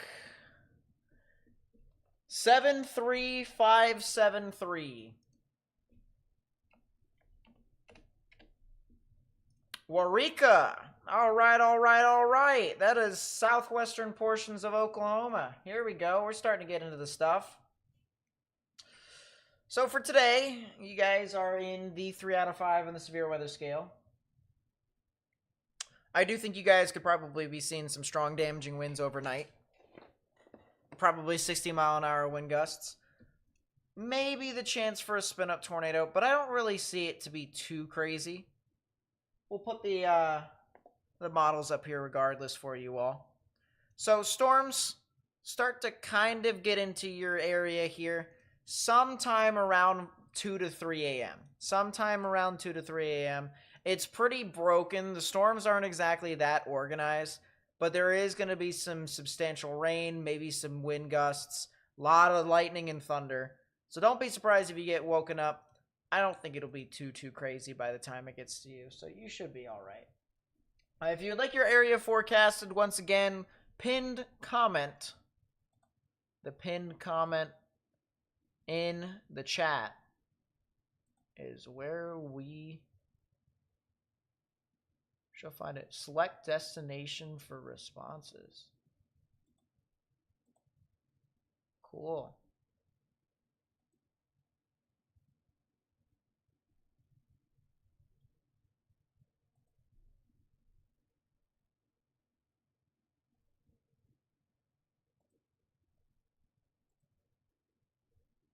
Interesting. All right, let's take a look at 47-22-7.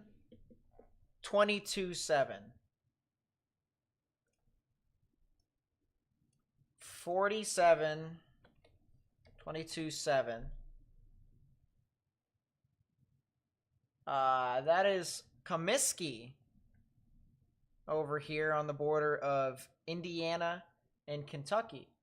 Well, the good news is for you all, I believe you guys are a little bit too far north. I think you guys are a little bit too far north for you guys to really get anything, at least severe weather-wise. If you are going to get anything, it'll be gusty winds, it'll be some rain. That's pretty much it, to be honest with you. That's pretty much it. That could be said the same as well for areas of western Ohio, much of Indiana, much of Illinois, with the exception of maybe southern Illinois for tomorrow's event. Michigan, you're not really getting a whole lot except for wind. If you're in northern Michigan, like near Marquette, you guys are going to get some snow. Same thing with like Green Bay and Oshkosh and Eau Claire, or Eau Claire, I should say. La Crosse, Cedar Rapids, Dubuque. The typical fun stuff that you guys get during March. But yeah, that's what I would look at. 67-28. 67-28. Wichita! Haha! Look at that, ladies and gentlemen. We've got a Wichita sighting. Well, fortunately enough for you guys, you're right at the edge of the risk for severe weather. If there is severe weather that moves off into your area, there's a good chance it's just going to be a lot of gusty winds. But we'll play the timing for you tonight as that continues to move about. That severe thunderstorm warning that was for Winoka County, or not Winoka, for just the town of Winoka and Woods County. It fizzed out really quickly. And if that's telling you guys anything, all right, as I pull this up for you all, the cap is strong tonight. The cap is strong tonight. All right, these storms are having difficulties, big difficulties, trying to sustain. So the cap is definitely doing its work. Wichita. If we pull up for you, once again, time, top left-hand portion of your screen up here. So storms will get into your area sometime around midnight. It won't really be too strong in my honest opinion, but sometime around midnight. When that is done, there's going to be a lot of wind gusts and dry air. So wildfires could definitely be a problem. All right. I advise that if you are lighting anything on fire, that you wait until after this storm passes by, because there's a good chance that wildfires could spread easily and they would be very hard, very difficult to contain. So that's what I would advise the folks over there in Wichita.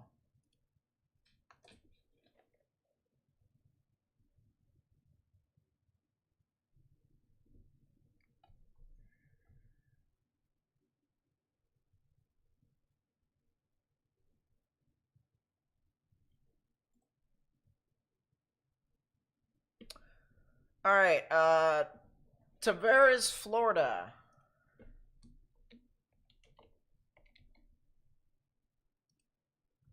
That is northwest of Orlando. So you guys definitely could potentially be seeing your severe weather on Wednesday. It'd be the continuation of all of these storms. I see a lot of damaging winds with it, really. Now, there is a very small chance for there to be something more than that, and I kind of want to wait for the models tomorrow night to really confirm. But I just really think there's to be a lot of damaging winds, and then in the afternoon, things start to kind of pick up there. I'm kind of curious. I want to take a sounding over southwest of Orlando. I know that's not where you're at. See, that's behind the line. I say a lot of damaging winds. Orlando, if they're really going to be seeing stuff Wednesday afternoon, it'll be some damaging winds, really, if anything. That's what I got from all of that. Let's pick back up with these storms here as a new severe thunderstorm warning gets issued for, guess what? Harmon and Greer County. It's exactly what I said. Kind of figured as much, huh?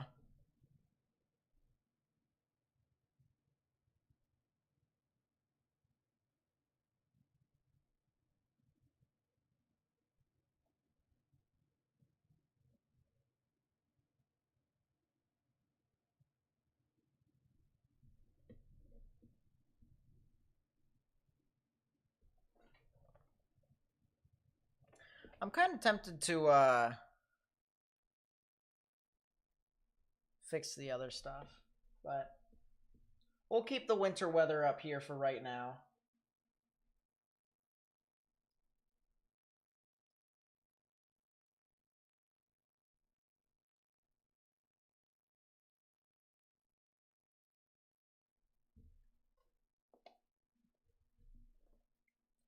Tornado chances in Kansas City for tomorrow, they're not really too high, to be honest. You should be okay. You should be all right.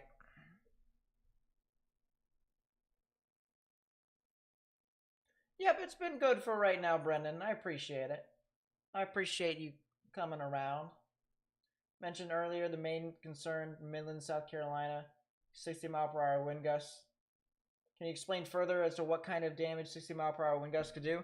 So in saturated environments, let's say you've had a lot of rain over a good duration of time, that could topple trees and onto power lines.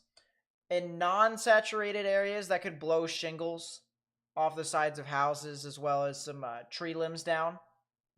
So it's just fully dependent upon what the environment is like before the storms move on through.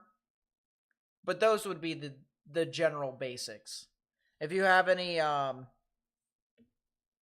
say loose items that are outside that aren't anchored to the ground, like let's say you have like a trampoline or I don't know, like a batting cage or stuff like that, that could potentially be rolled. Stuff like that. Not anything too significant. It's just you wouldn't want to be outside in it. It's hazardous weather. Don't drive in it.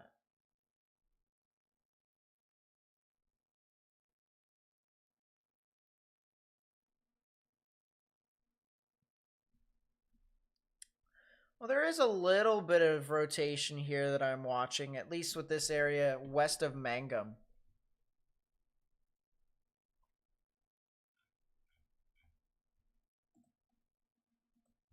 That's what I would watch, at least.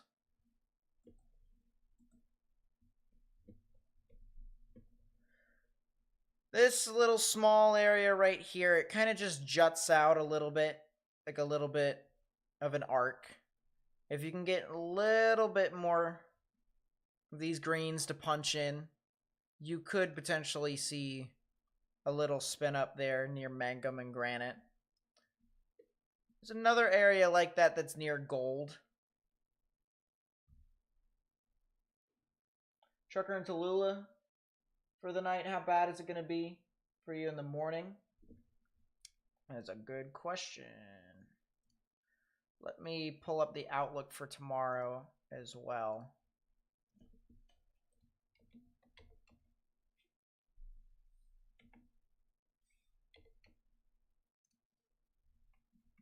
Oh, so that's why I knew it was familiar. So which direction are you heading?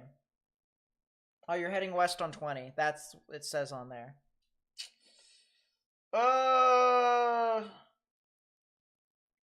You're leaving at 5 a.m. That's tough. Well, at 5 a.m. it should be fine. 6 a.m., 7 a.m. you might encounter some storms as you get into Shreveport. Because I don't think it would take... It would take at most 2 hours to get to Shreveport, right? 8 a.m. when you get into Texas is when you could start to see some storms. Let's move into northeast Texas here. 7 a.m., 8 a.m., 9 a.m. I think you might be driving through the stretch into which it isn't at its peak. Like this is where it starts to kind of calm down just a little bit before it kind of ramps back up. Hey, listen, baseball is big down there in the South. Texas, Louisiana, and then you get into the Carolinas. That's a pretty big thing too. So, I wouldn't be surprised.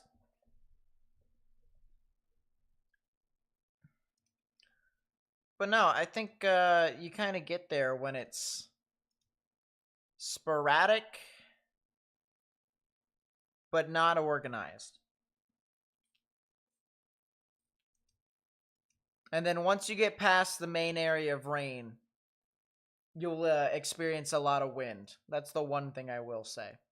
On the back side of things, wind gusts are going... Once you get into the afternoon, to be honest with you, wind gusts are really going to be an issue. So watch out for the wind gusts as well that could try and blow you over.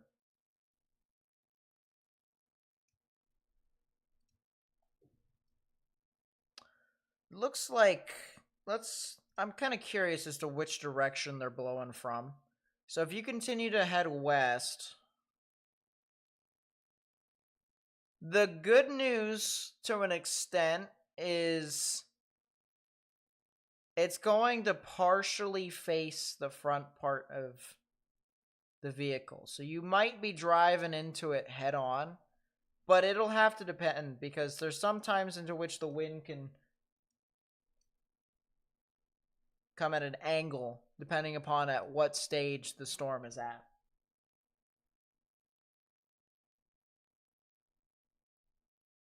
How does Conway, Arkansas look in the morning? It should be fine. You guys will be getting your stuff later on in the afternoon, I believe.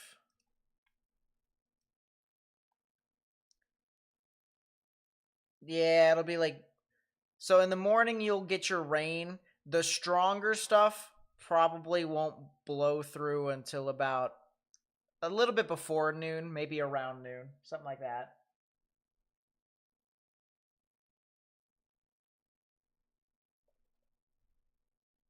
All right, let's go back to our storms here. Someone was asking about Clinton in chat. I gotta figure out where Clinton is at. That unintentionally rhymed, chat. I need to just be quiet. Clinton, Oklahoma. Oh, that's like east of Elk City. Okay, that's easy. That's probably the continuation of what was the earlier rotation that was near Sayre. Yeah, that is. So a lot of strong damaging winds, I can say for certain.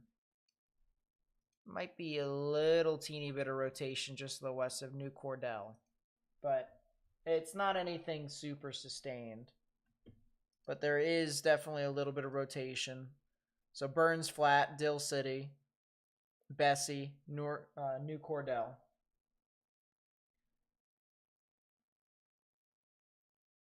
Joplin was a 5. Simply, you could look at one place of damage that Joplin did in particular to be able to say it was a 5, and it was because of that hospital.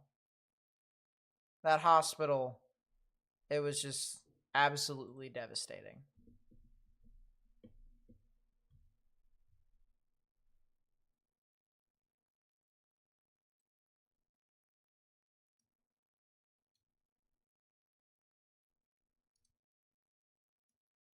What about Lone Grove, Oklahoma? Isn't that like near...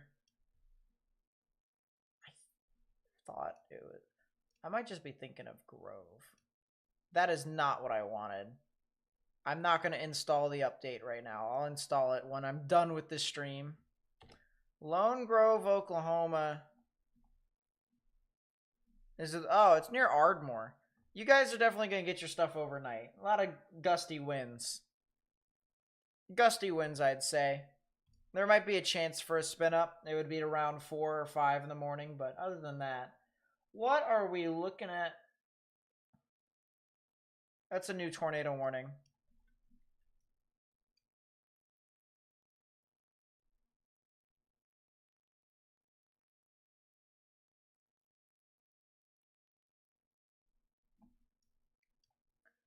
Well, if you live in Custer County, Dewey County, or Blaine County, you have a new tornado warning over here for your area. I just saw the police officer go down the road right above us, chat. I was looking at it. I was just like, what? What are you doing? Speaking of what are you doing, that definitely is a little area of rotation here. Be near Custer City and Thomas. Absolutely. You can see the blues. A lot of strong winds moving towards the radar. A little bit of grays that are moving away. So right in the middle. That is a new tornado warning, probably for the other cell, and it is.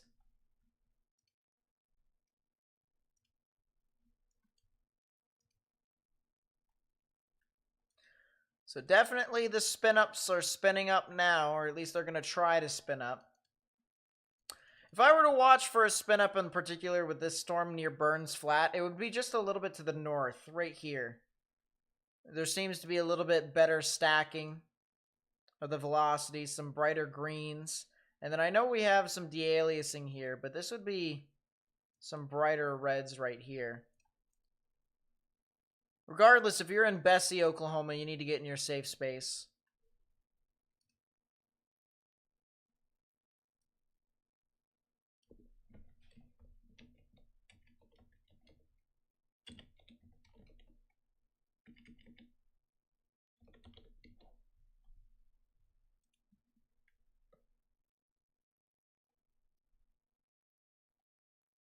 What radar am I using? This is GR2 Analyst, and then I also have Radar Omega on the side and a radar scope.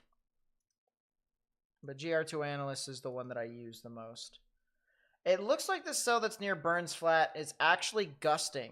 We actually have a little bit more of like a downburst or a microburst. What's our KDP looking at? Yeah, that's like almost like a microburst. Almost.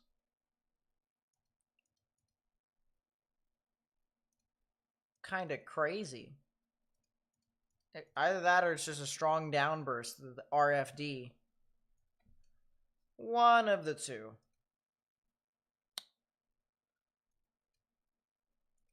I think this cell over here in Custer City is probably the one that I'm watching the most out of the two current tornado warnings.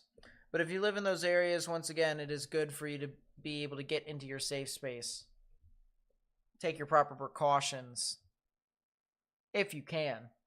If you haven't already, please be sure to help share this with people if they live out in front of these areas. It is important to let people know that there could potentially be tornadoes. We want people to stay safe, especially since it's kind of in the middle of the night, or at least it's getting past people's bedtime. Did it break? At least with these ones, it probably or possibly did. But I don't think it broke all the way through. At least not enough. Yeah, this one in Custer City is right on the border.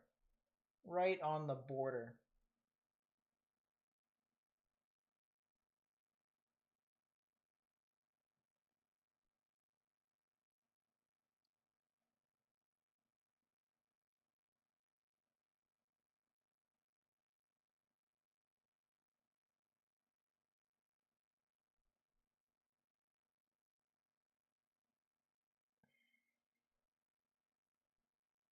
I did know it was rated a violent tornado, Chris. I did. What I think is going to happen in Weatherford, I think you guys could be seeing some stuff overnight heading off into your area. At least if I remember where exactly you guys are at. I'm pretty sure, yeah, you guys are west of Dallas-Fort Worth. I do think you guys could probably be seeing some stuff overnight.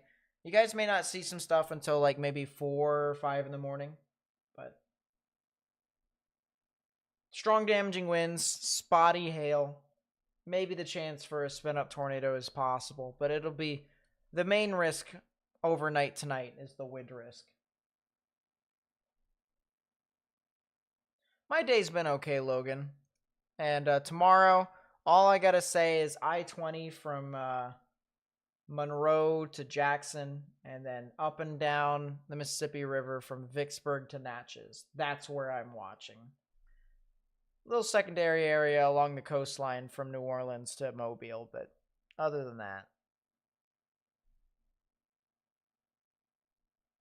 Weatherford, Oklahoma. Gotcha. So that's a different story. Weatherford, Oklahoma. If I remember correctly. We're going to just look it up. Because we can. Weatherford, Oklahoma. Oh, is right in front of the tornado warnings. I would watch out. I think you guys could get into some of the activity.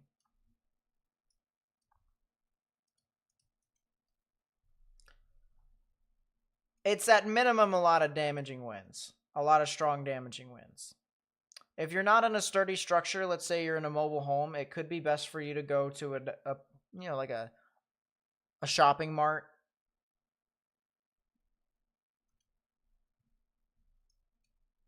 or something like that. Anything is more structurally sound than a mobile home. Pretty much anything is.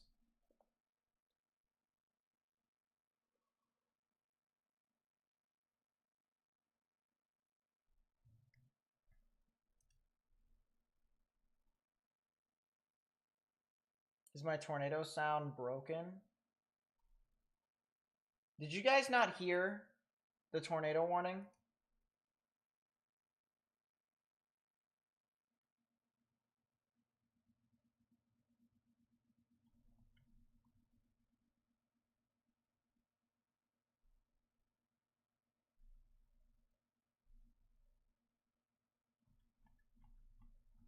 I'm gonna hope you guys heard it.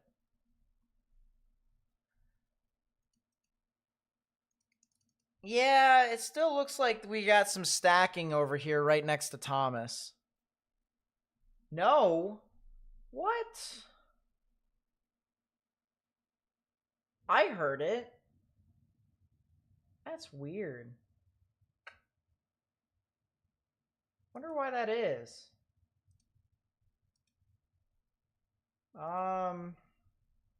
Hmm.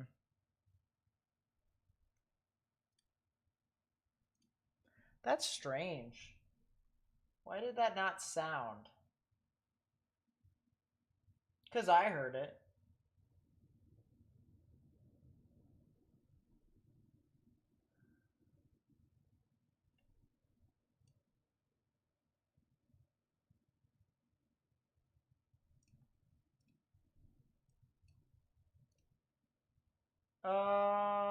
Alert manager.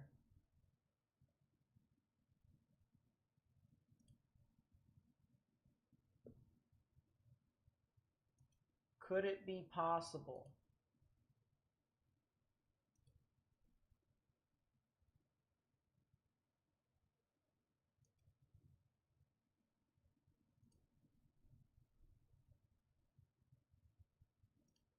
Let's try that. Let's try that. We'll see if that works. If it doesn't work, it doesn't work. But let's try that.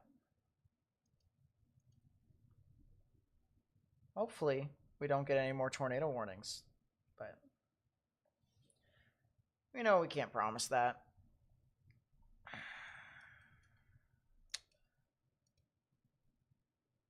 I still am watching this area of rotation near Thomas very closely. Honestly, this probably has the best chance out of these two storms to try and produce a tornado. But it's running out of real estate very quickly. As a matter of fact, I think it is running out of real estate completely. It's got this backwards curly Q, if you will. Almost like it's gusting out, coming outflow dominant.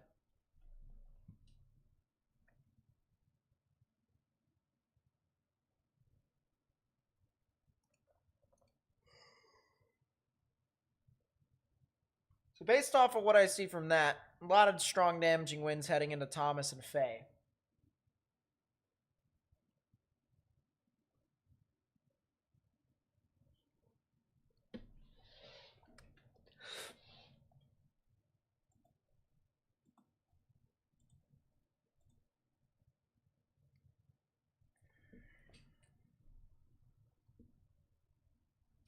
You know what I realized I could do, Kaylee?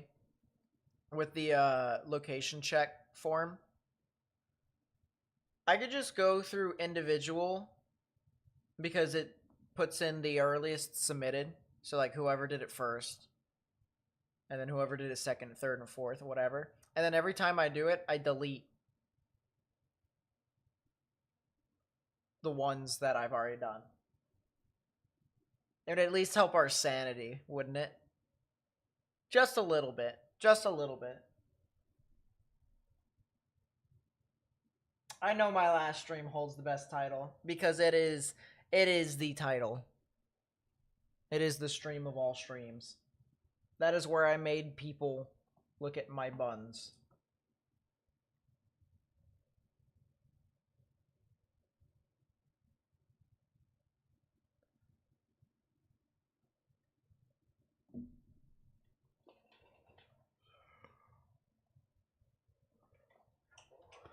Look at my Twitter DMs. Oh boy. I'm in trouble now, chat. I'm in trouble now. See, I haven't looked at my Twitter in more than an hour. So I am partially to blame. The other blame I have is the storms that I'm watching.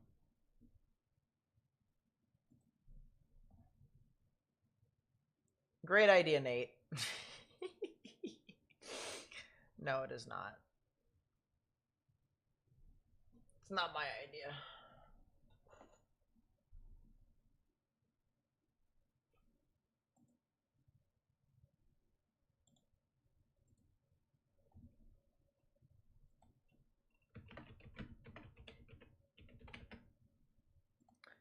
My stream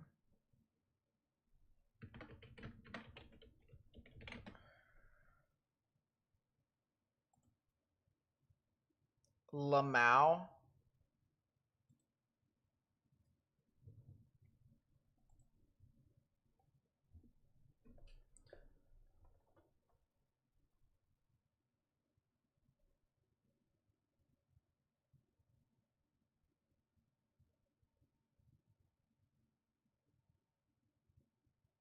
What's up, the H1313? I think that's how it's pronounced. I think. The hope is that's how it's pronounced. So it seems the cavalry of weather YouTube has arrived, as people are now going live seeing that there is 2 tornado warnings. So that's pretty funny. Do I still only stream during slight risks and greater? So now I'm going to try and stream 5% chances for tornadoes or greater. That is if I can get to it. I'm trying to get to a stage to where my YouTube channel and my side job is able to kind of combat both. I'm able to get more flexible hours, but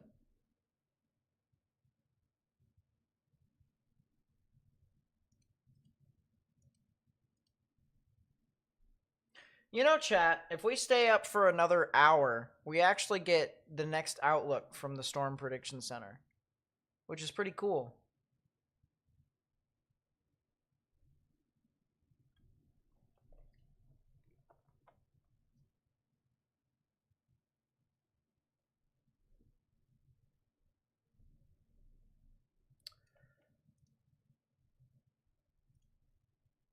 This is where I kind of hope that our traffic cameras were in the area, or are in the area of these storms.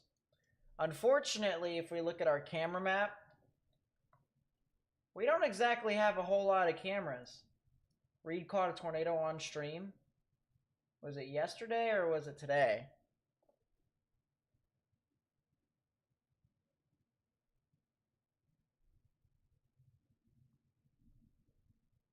Yeah, we don't really have a whole lot of cameras over in this area.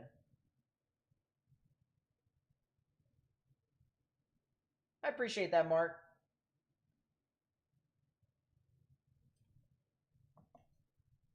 I appreciate that, TRG Tornado. Although, to be fair, you've got, what, way more subs than I do now.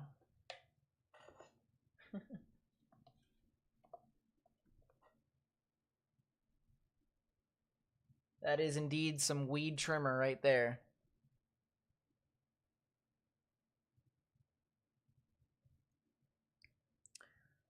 Yeah.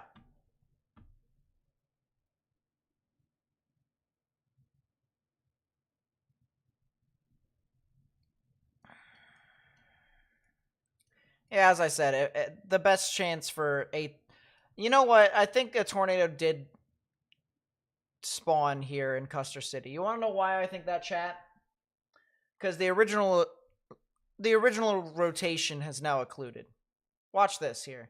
See how this rotation formed over here near Stafford, and it just swoop and then it went up. And then the next mesocyclone is forming here. See that? Actually, I think it went here. Yep. So it went very near Custer City.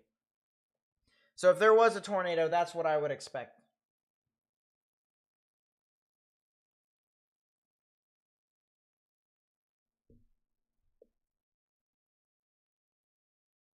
I'm going to be honest, TRG. I don't think I would have.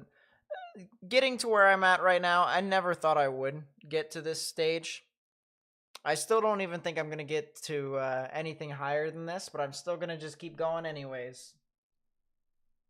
We both will make it up there. We both will get up top eventually.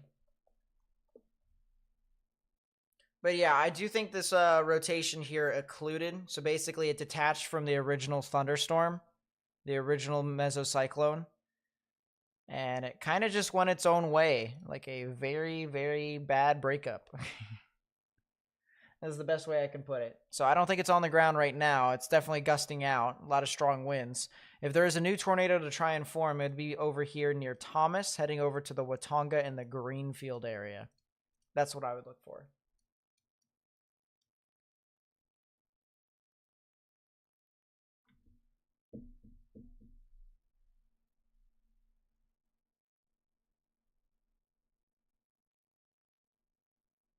I absolutely understand that, TRG. Trust me when I say there is only certain times. I may seem like I'm punctual and I talk all the time here on stream.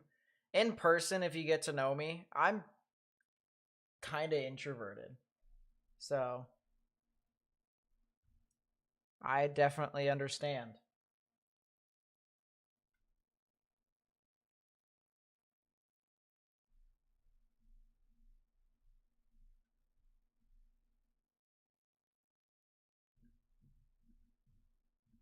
Sorry, Chris. Chat. I'm trying to combat two different things, including a tornado warning. So if I miss a question, I'm sorry.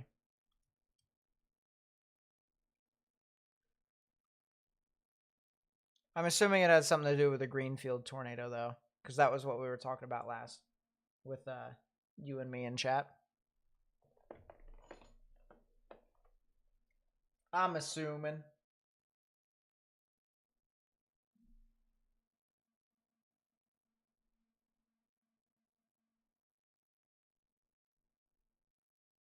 Yeah, I was telling someone else earlier because we were talking about um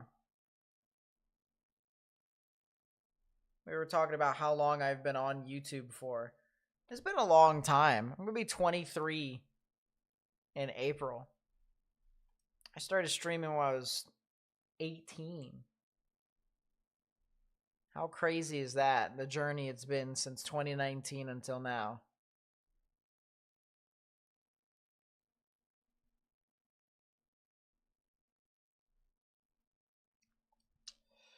Well, the radar has given us a little bit more of an issue, but there is a new funnel cloud report that's over near Magnum. Or Mangum, I should say, not Magnum. Mangum. The icon was covering the thing. Give me a break, chat. Give me a break. Doesn't look like the craziest of funnels, but it definitely was a little bit of rotation. I do not see a whole lot of areas that seem super crazy at this time with this southern extent of this line. Looks like it's kind of just growing up scale. And you know what? It absolutely is growing up scale. Look at this chat. Look at this chat. All right, let's put on our thinking caps here real quickly. Boom, thinking caps. Ready? When storms form and they try to become surface based, what do they usually put out? For people who've been on here for a while, what is an external feature that gets pushed out away from itself?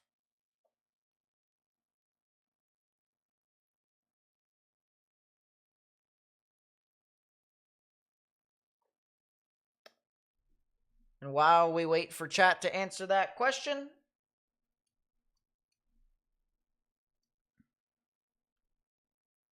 yeah, these storms are just kind of in different little lobs, little breaks. Outflow boundaries. Look at that, chat. We're learning along the way. So, outflow boundaries. Perfect. So, when storms form, they kind of create this little pulse, this little shock wave of wind and dry air that kind of just pushes out in front of itself.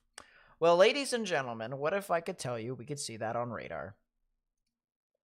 Bing, bang, boom. We got our storms right here, and then we got our outflow boundary out in front. This stuff over here down in the southwestern portions of Oklahoma is elevated. That's the reason why it's not doing a whole lot. Basically meaning it doesn't have any way for the warm, moist air to get towards it and to be able to try and allow it to intensify further. Think of it as if it's a wall, all right? This right here is your wall right in front of the storm, okay?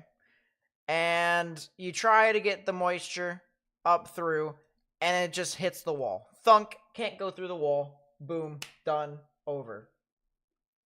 At least for right now. Maybe in an hour or two, the outflow boundary will dissipate, or if the storms can try to catch up a little bit further, then maybe it'll try. But it's basically like, how can I put this? These other storms got really salty that this stuff is happening down here, and so it basically just prevented it from doing anything. It's scummy in the thunderstorm world, but it's great news for folks at home here like us. So yeah, outflow boundary, pretty cool. If you were to ask as to where this outflow boundary came from, the specific supercell that tried to be surface-based, I don't know. Let's figure that out together, because I'm kind of curious that myself. I think it might be the stuff that's over here near Mangum. I think it might be, because I don't exactly see the extent of wind here, at least this gray, as it goes further north. Doesn't look like it, at least. So I'm going to assume it came from this area. I'm going to assume it did. What did it mean for tonight's threat? So basically, anything that is south of this line should be all right for now. Should be all right for the next hour, maybe two.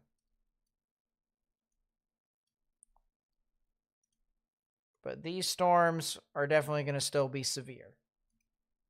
If I zoom out, actually, might be better. These storms are still going to try and be severe. They're going to try.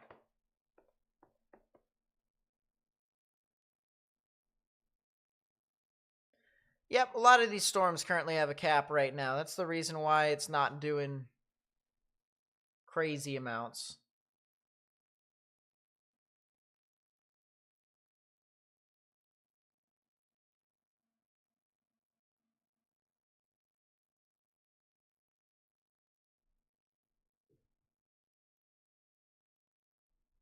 When do these tornado warnings expire? One expires in 2 minutes. That's the one north of New Cordell. Or New Cordell. I think that's the right call, to be honest with you. I don't anticipate a new tornado warning with this cell heading into Weatherford. I still think that's going to be a lot of gusty winds. But that's just my opinion with that.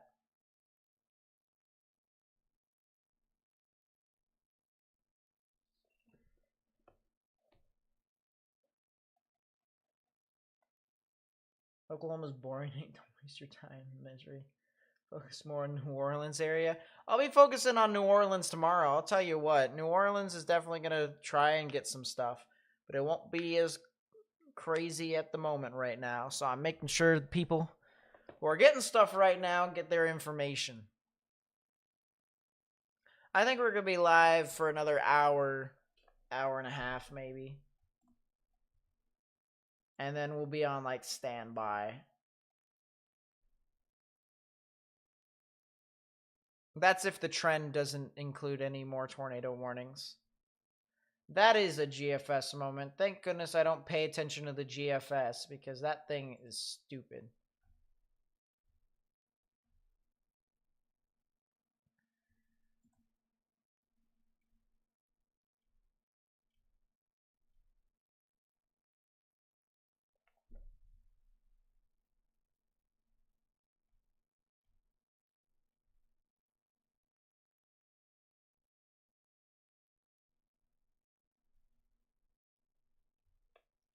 Interesting.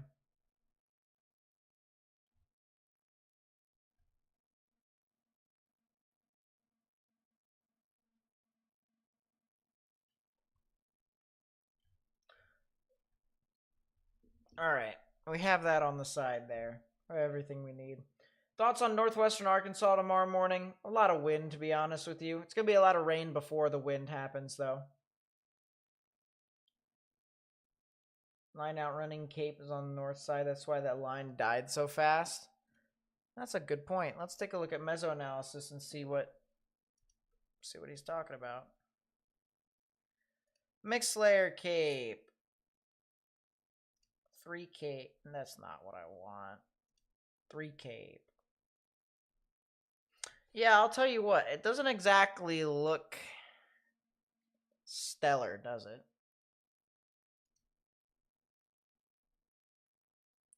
But it does uncap itself as it heads further and further overnight. So that is a bit better.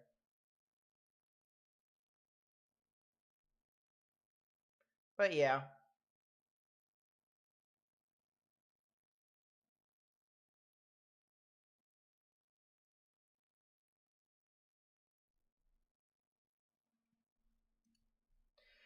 Yeah, it's out there in the middle of nowhere.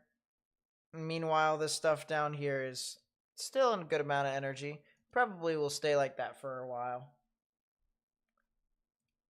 Check out Lawton. Lawton right now should be okay. A lot of the storms that are heading over to you guys are probably going to be some gusty winds. Got an interesting wind gust report of 59 miles an hour west of Watonga.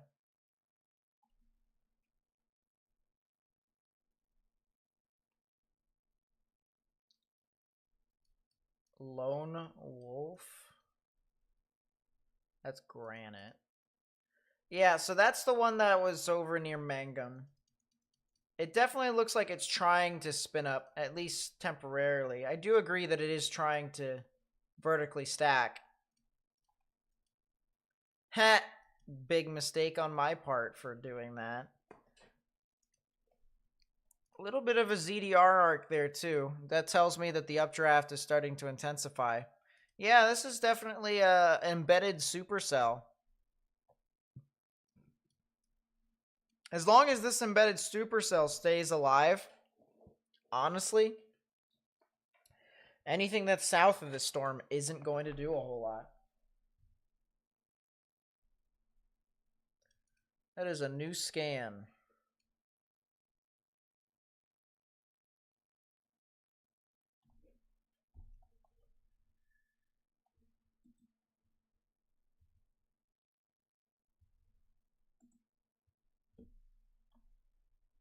I'm waiting for the new velocity scan to come in, see if it vertically stacks any better. You know, it's still rotating. I do think that could still try to produce a tornado. We shall see.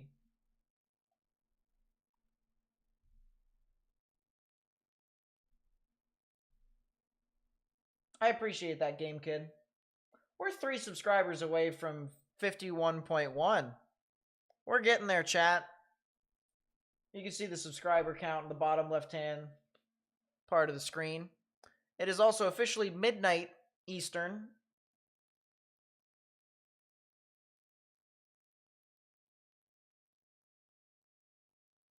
Think they dropped the enhanced risk for tomorrow? Nah, they're keeping it. It's still gonna be 10 seg. It's still gonna be 10 sig. It'll get her done. I still see it.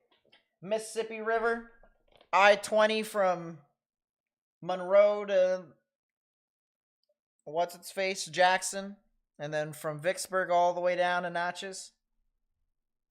I'm telling you, this area right here,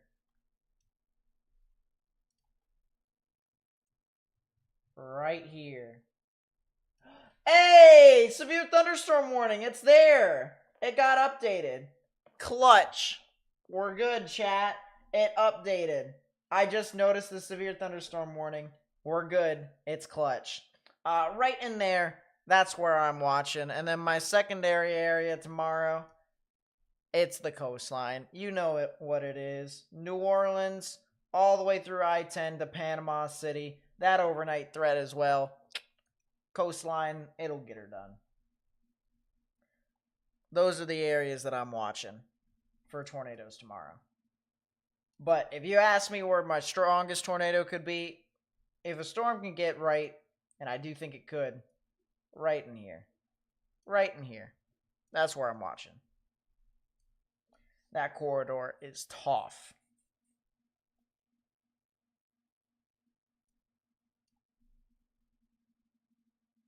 Yeah, I definitely don't see a moderate either.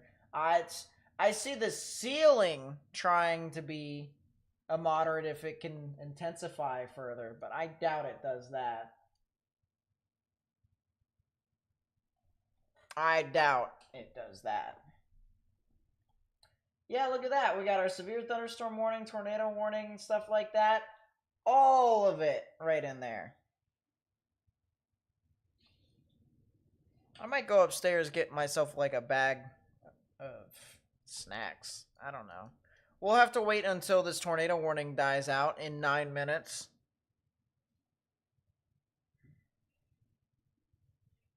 Yeah, tomorrow is a bona fide 10 sig. Every Dixie Alley strong shear low cape event should be a 10 sig.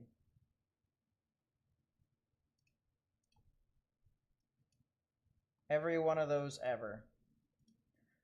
You know what we can do? We can put our live camera that's in Lawton up.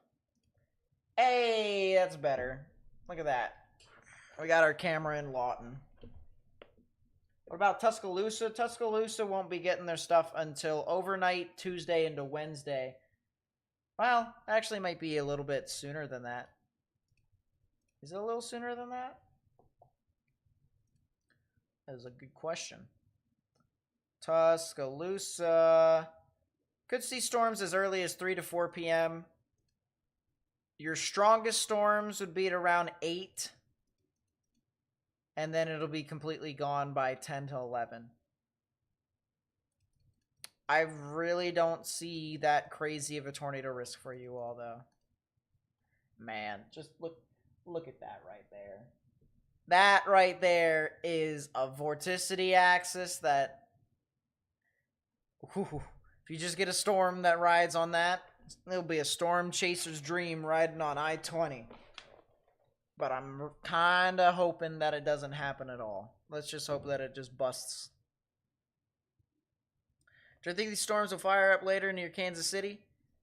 I kind of doubt it, but if they do,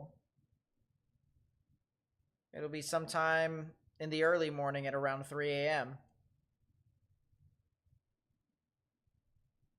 Can I elaborate on the risk for Mobile? I sure can. So basically, these storms, if I can pull up this, there we go. These storms are gonna... Tornado warning for you guys hear northwestern Kingfisher County in central Oklahoma, central Blaine County in northwestern Oklahoma. All right, you guys should have been able to hear that. If you didn't hear that, then I'm gonna have to fix some stuff. Because it said on here that you heard it. It said on here that you heard it.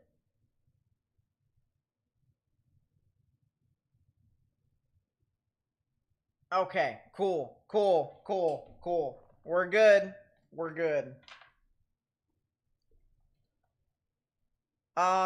So Mobile overnight, these storms that are along the coastline are definitely... Look at that supercell that's off the coast. All right. I don't exactly pay attention to this specifically as to where these storms are moving on through. The big point is that these storms are definitely just... They're definitely going to be moving about and trying to produce tornadoes. That's basically what it is. All right. Those storms that are along the coastline have a lot of moisture, very warm Gulf of Mexico moisture in general. That combined with a lot of speed shear, directional shear, veering across the board. That's why. What's the weather Wednesday for Orlando? Spotty storms.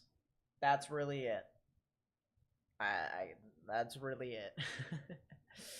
I cannot lie. All right, let's go to our tornado warning. Our new tornado warning that they extended because I'm pretty sure. Oh, there is that new recycle. I got sent a message from the person who's working the bottom ticker, and I appreciate that. So that's pretty cool.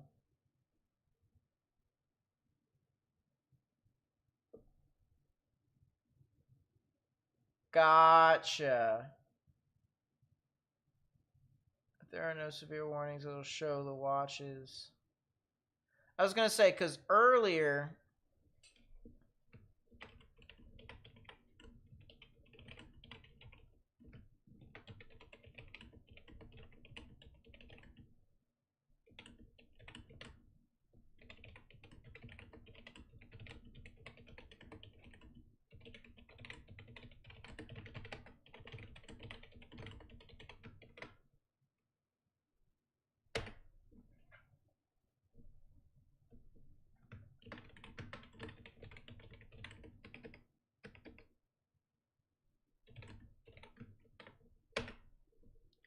See, that's pretty cool. So what Waynesboro Weather did to configure it is that they made it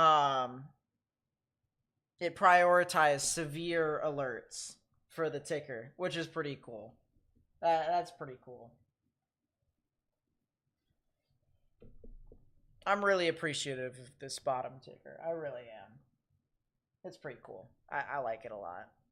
It makes it way easier for me to not have to manually update everything.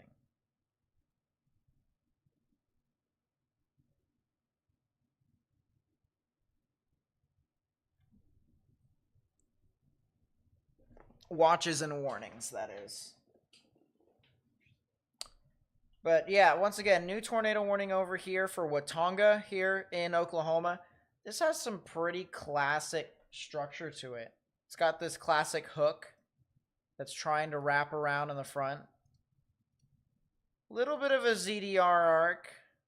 A little bit of a ZDR arc. I'm wondering where the KDP foot. So it's kind of scattering just a little bit. Oh, I think it tried to, or at least it's trying to right now, but it might be also gusting out a little bit. So we might get our spin up here just to the west northwest of Watonga. Might even be north of Watonga. Regardless, if you're in that area, get in your safe space, underground or lowest innermost part of your building.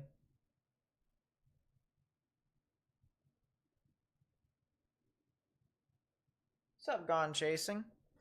Nice to see you.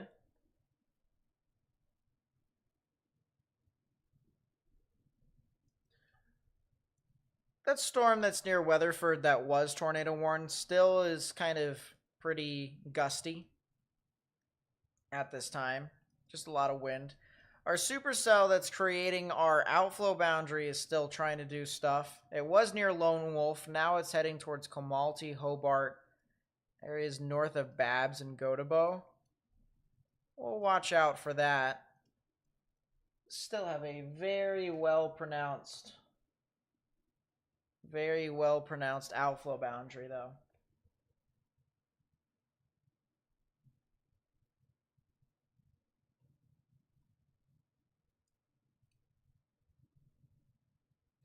What's the program that I use that pings and announces the tornado warning? So it is a modified version of GR2 Analyst. I just made it so that the alert has its own custom noise. But it's, it's not GR2 Analyst. It's Gibson Ridge Earth. So it's GR Earth, and then you can create your own alert for storm reports, warnings. Can't do it for watches, unfortunately.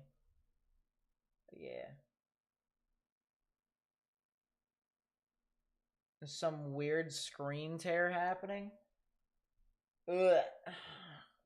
My stream has been just weird. I'm thinking of trying to see if I can get a Wi-Fi booster here pretty soon. I could test it out after these events.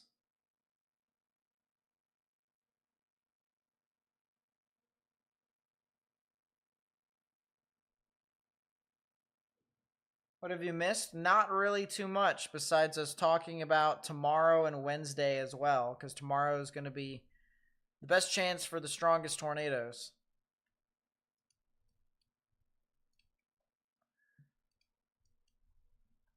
At least within this severe event. Yeah, there's your stacking. There's your stacking of winds. You can see how it's basically just kind of pretty much aligned. You have the strongest reds and the strongest greens right next to each other. Greens are winds moving towards, reds are winds moving away, so it's counterclockwise spin, which is how tornadoes spin, of course. At least in the northern hemisphere.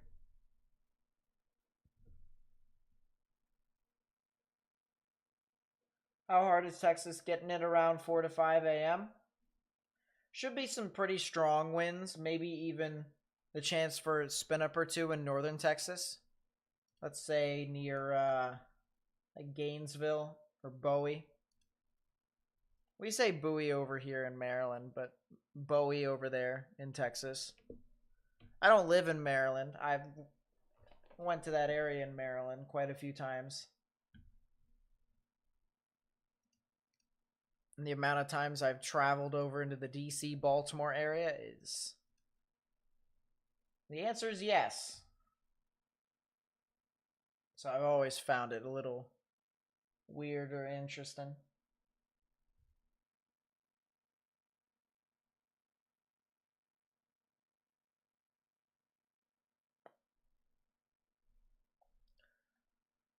Waiting for this next scan here. I think they just came out.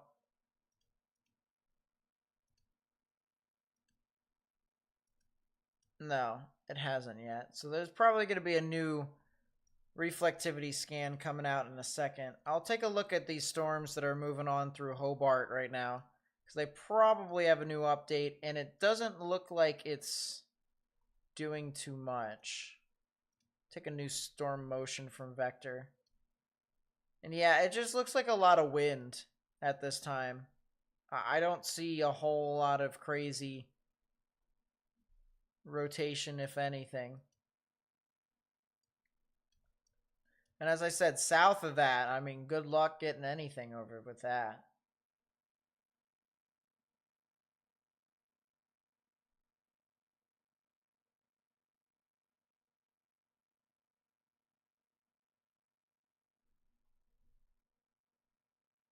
This was the last screen. Once you changed it, it was fixed. Gotcha. I'll look into that a little bit more. Probably after the stream.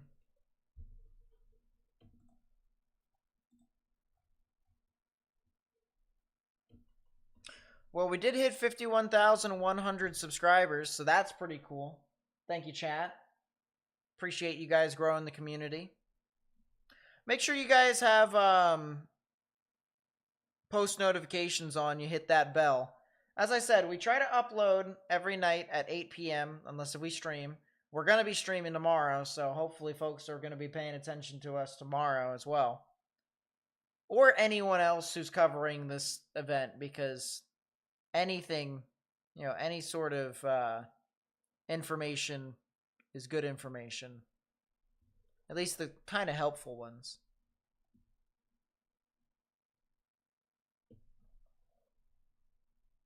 But yeah, I appreciate you guys, chat. Really do. We're getting there.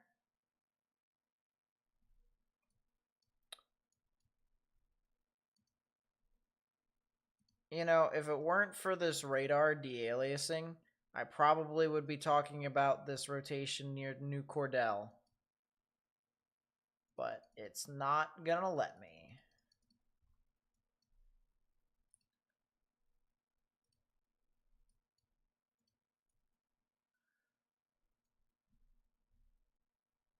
Very, very interesting. I'm going to move the Dodge City radar over to Oklahoma City now.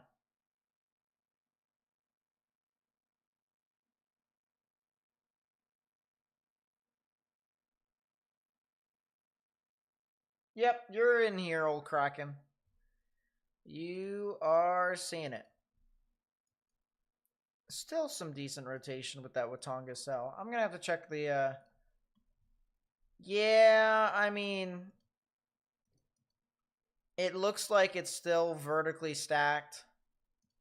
Well, not vertically stacked. It still looks like it's stacked velocity-wise. I don't see any debris signature, but I wouldn't be surprised if there was a tornado. I really wouldn't.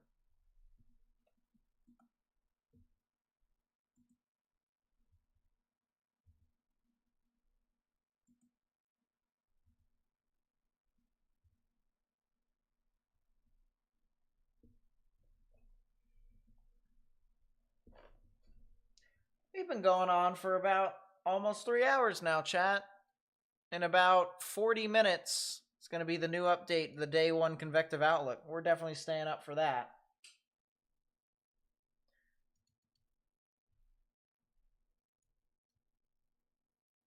And this is warning. This tornado warning, by the way, has 8 minutes remaining. So that's also cool. If that tornado warning expires, we just have this one severe thunderstorm warning.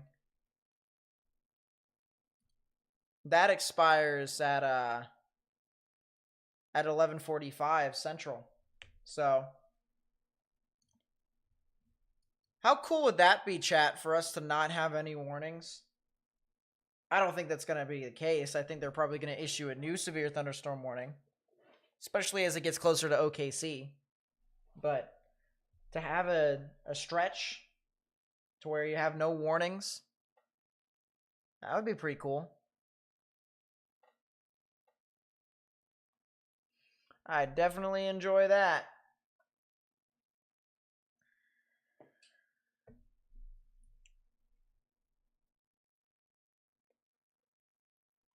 Do I think it would get bad in Oklahoma City? The winds are crazy. I do think the winds are going to be the main thing. I don't think it would get too crazy. It's just based off of my initial reaction. But let's pull up the models and show you guys the timing here as this moves on through. Top left-hand portion of your screen, if you may. Sorry for blinding everyone.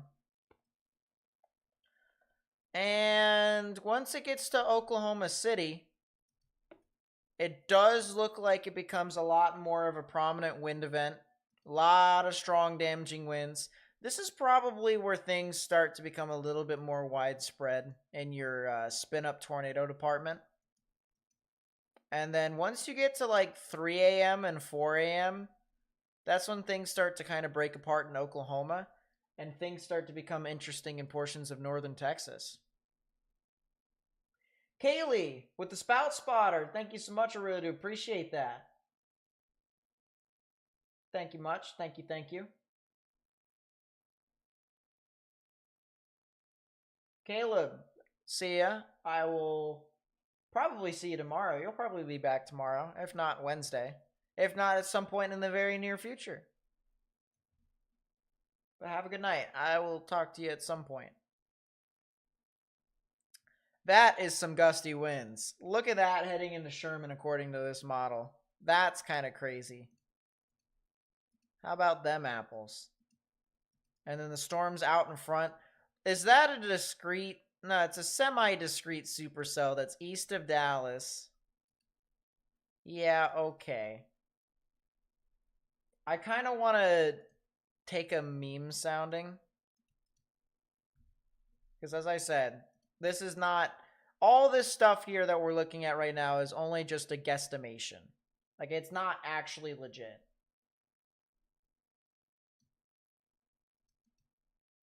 How long will I be going tonight? That's a good question, to be honest with you. I probably will be going until, at minimum, the day one outlook. I might go a little bit further. I might go a lot further. We'll see. So we talk about meme soundings. We're definitely at the meme stage. That is a heck of a sounding. What in the heck? The lapse rates are still pretty bad, but that is not bad at all. And then, of course, New Orleans is New Orleans. So it's still kind of funny. But the HRRR past 0Z just proves my point that once you get closer to an event, it seems to look worse and worse and worse if you just, pluck soundings from STP. So as I said, just don't. Just don't. It's not worth it. I mean, it's worth it if you want to have fun and just meme around. Cool. I mean, more power to you, but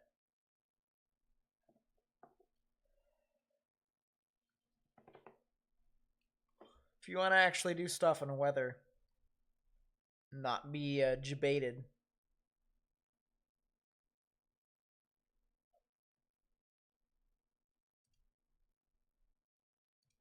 I recommend you do more than just meme sound. What is a meme sounding? Or what a meme sounding? Oh, my brain cannot read at the moment. I'm so happy for myself. See ya, Mark. I'll see you at some point.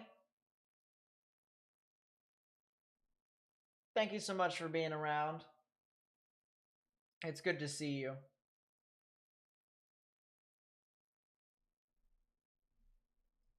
Looks like the rotation for that cell heading northeast of Watonga is weakening. And it looked like it did occlude. So if it did produce a tornado, it would have been on the northern side or in the northwestern side of Watonga. Because look at this here, chat. You see how this area of concentrated red is heading a little bit more north than these ones? It's just small differences. Small little difference. All right. We'll start here. Outbound max.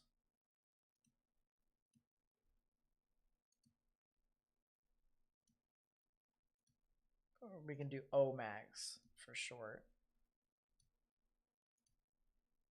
There. There. Yeah. It went a lot further north. And then it kind of just split off and died. So it was here, and then it just curled off. See what I mean? So it definitely did look like it occluded. And then it went all the way up here. And now we have a new area of rotation. As soon as I speak, new area of rotation that it tries to develop. Of course. Of course, of course.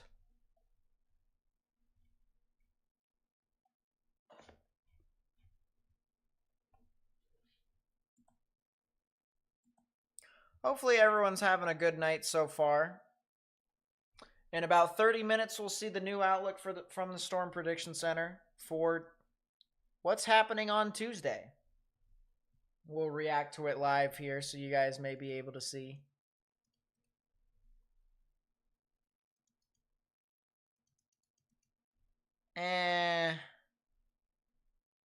I'm not too sure they issue the tornado warning again, chat. This thing expires in a minute.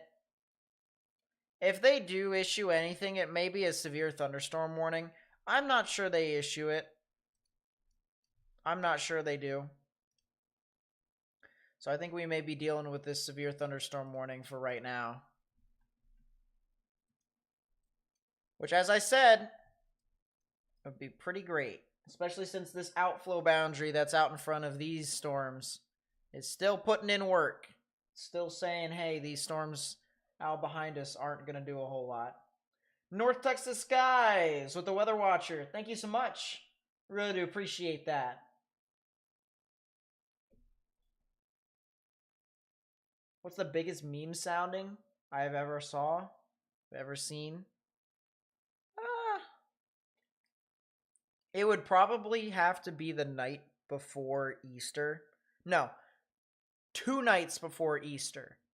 It was 2 nights before the Easter 2020, April 12th, 2020 outbreak.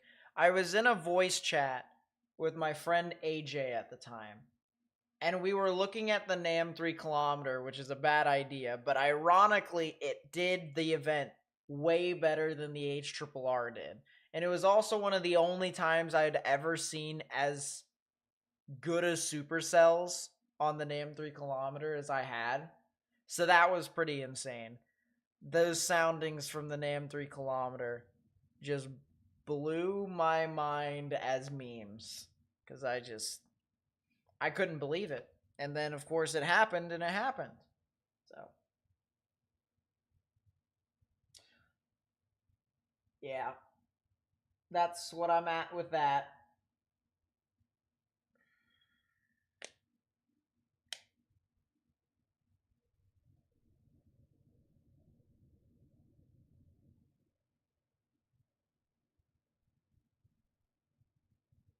Tor dropped SVRC. That's what I kind of figured. Because at this stage right now, that storm is pretty much, if it produces a tornado, it's kind of comparable to like 70-mile-per-hour wind gusts. It's like a strong gust of wind. That's what I was thinking.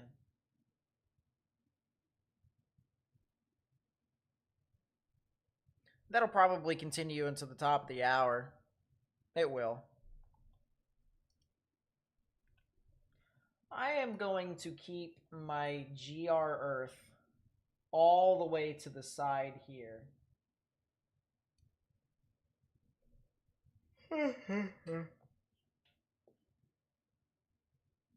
I might quickly run up to go get, like, one of those little small bags of goldfish.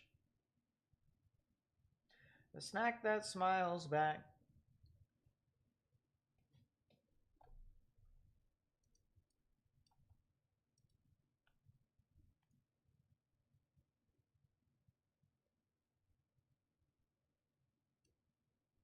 So far, this event has done exactly what I thought it would. So far. It's struggling to stay pretty dominant. What killed the event tonight? It wasn't really supposed to be that crazy of an event to begin with. It's just a lot of capping inversion, pseudo cold front that's coming on through, and it just immediately went upscale on initiation.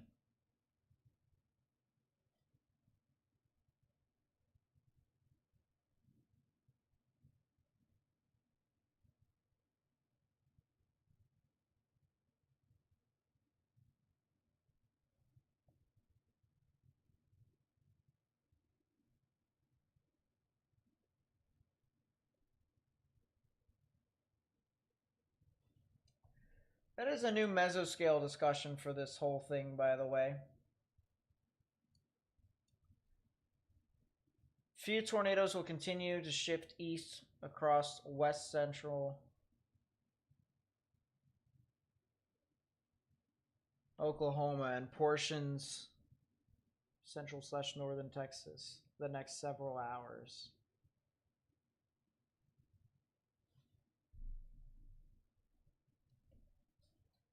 Convection has largely remained elevated.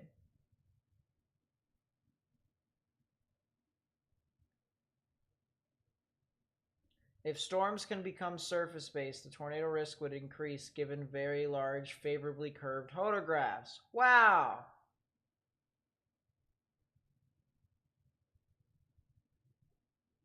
Yeah, let's give some thoughts here, chat. We're going to try and keep each other awake while we do this. What do you guys think is going to happen in the outlook? What do you guys think is going to happen with the convective outlook? For reference, okay, guys, for reference, the convective outlook is this for tomorrow. So, Do you think there will be any changes to this? Will they shave parts of the orange? Will they add more to the orange? Will they add a red? Will they get rid of the orange? Will it just be green? Like, what do you think? What do you think, chat? What do you think? Where and why?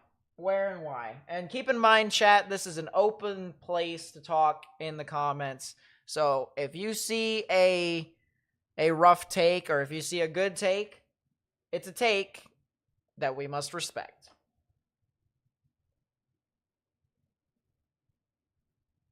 But what do you think? What do you think, chat? What do you think is going to happen with this? Me personally,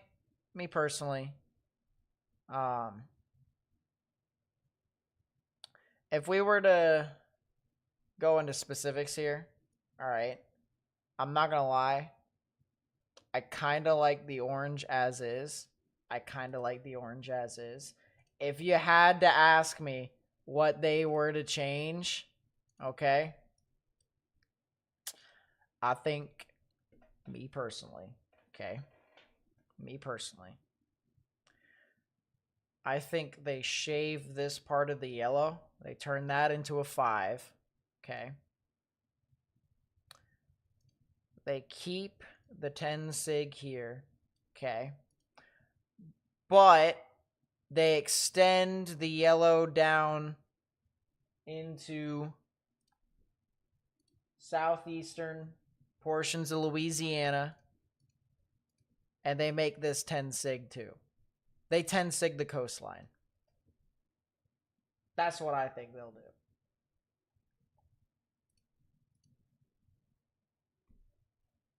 I don't think it's not going to be good enough to go moderate. They'll have to wait for observations tomorrow, and if it were to go moderate, they'd wait for the midday outlook. They wouldn't do it in the late afternoon. They would do it at like noon. Or no, it would be the 10:30 outlook for Central, 11:30 Eastern. But that's what I'm thinking. That's what I'm thinking they do.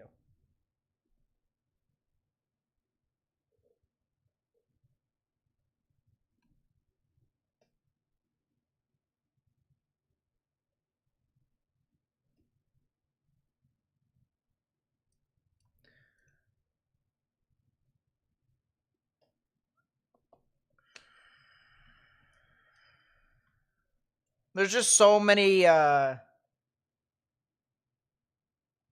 areas of convergence just off the coast that run into that area of Louisiana that it's just kind of hard to ignore. Pretty hard to ignore.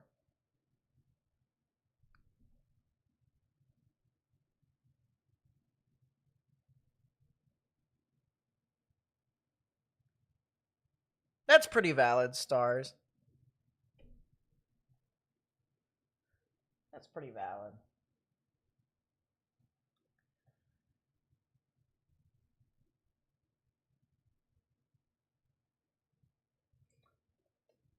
I will say though, all right, the only way, as I said, the only way we get a moderate risk, I told you when they could issue it.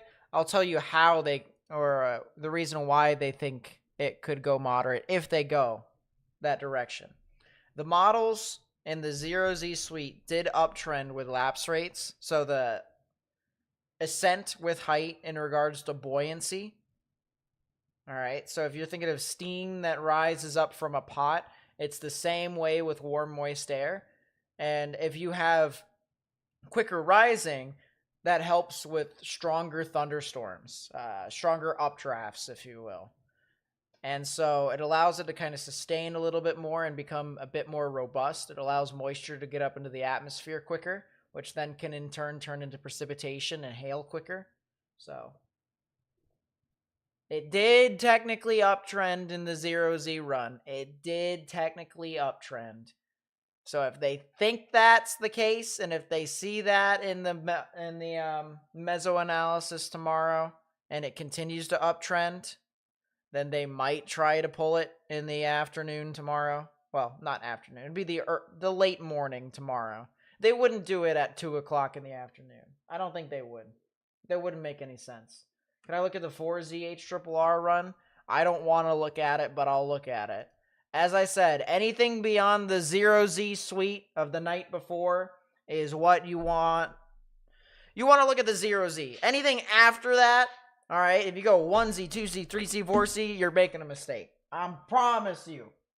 I promise you. It doesn't get any more accurate than the 0Z the night before. It doesn't. For the longest time, it has always been that good. But let's look at the 4Z. Let's look at the let's look at the updraft felicity tracks. This is going to be worse than April 27, 2011. This is going to be a killer mega storm of the century. Anyways. Well, that's a couple of storms that go near New Orleans. That's about what I was expecting. There's a couple of supercells that try to form in that area. I wonder why it's not as prominent. Well, that's why. Because the lapse rates decided to just say. I wonder if it's because of the storms out in front made it cooler. Maybe. I should do the whole stream with that voice. Oh, God. Oh, God. What have I done?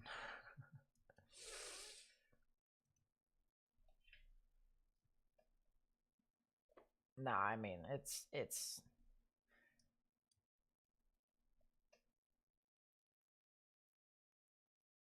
Yeah.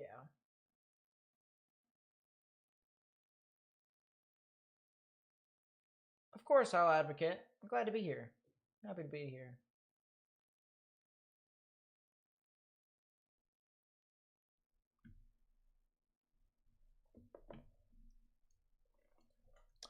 Well, if there's one thing that's pretty consistent, it's that these storms that are below the outflow boundary is not doing a whole lot. Pretty happy about that.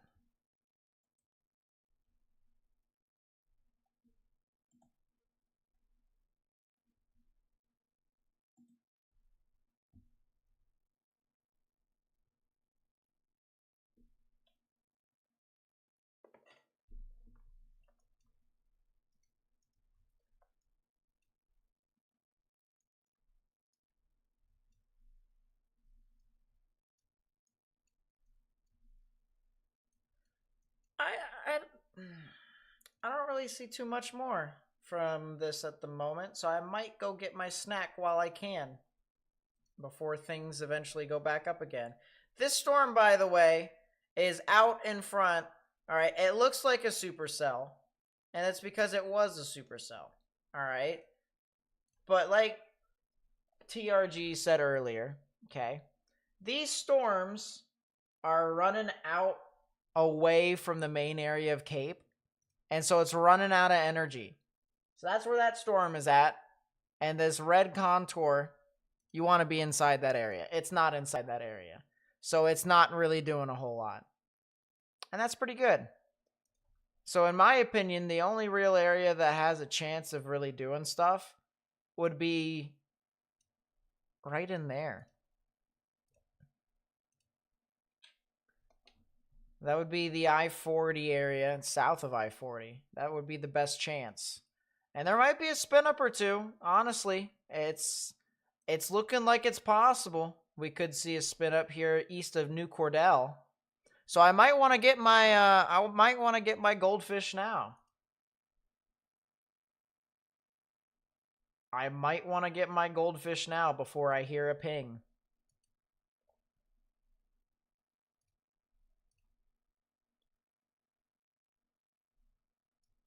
Because, yeah, that's where that would be. It'd be a little spin up.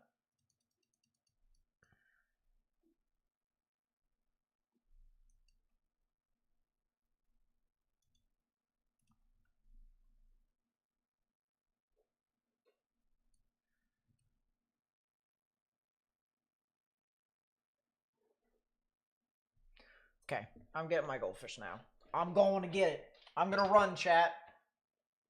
I'll be back in a very, very short time of 20 seconds. 1, 2, 3.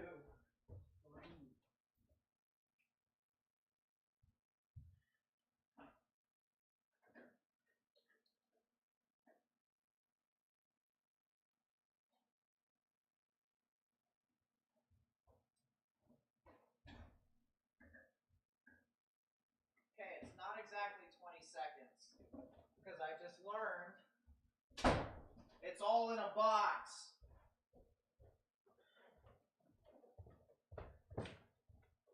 So, chat, it's in bulk. It's in bulk, so I need to open it.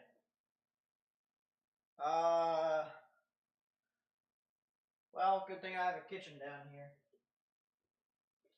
Good thing I do.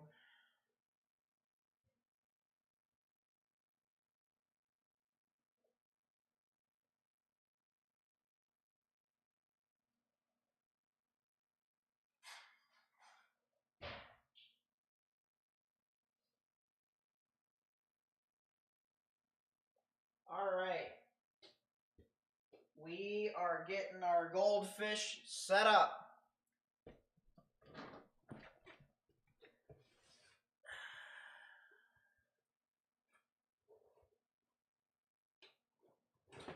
I had dinner. It was pretty good, but I've been hungry even after that. I made myself fried rice for lunch today. And that was pretty good. Kind of wanted more of it.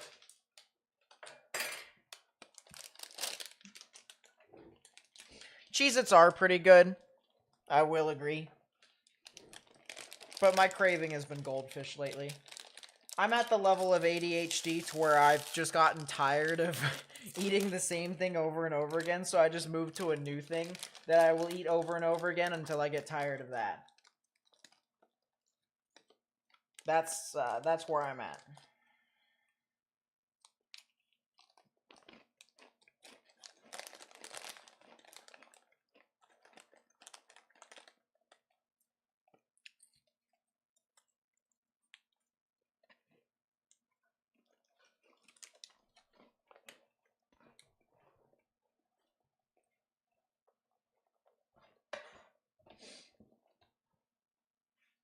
Ever tried kimchi fried rice? No, I haven't. I've just had egg fried rice for the most part. Sometimes I have shrimp fried rice that I make. I put soy, teriyaki, a little bit of sesame garlic, butter, salt. I hate pepper, so I never put pepper in my stuff.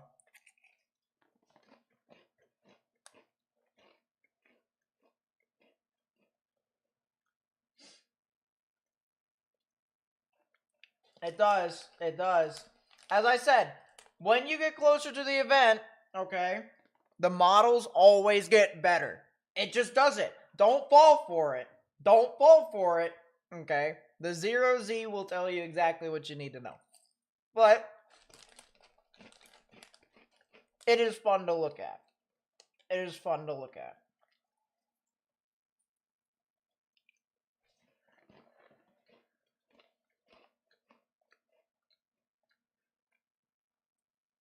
Hey, all I gotta say is this year for my severe weather live streams, I'm gonna be doing kind of like a podcasty style, to where I have like a bunch of special guests and stuff like that, people around, people from the weather community. So who knows?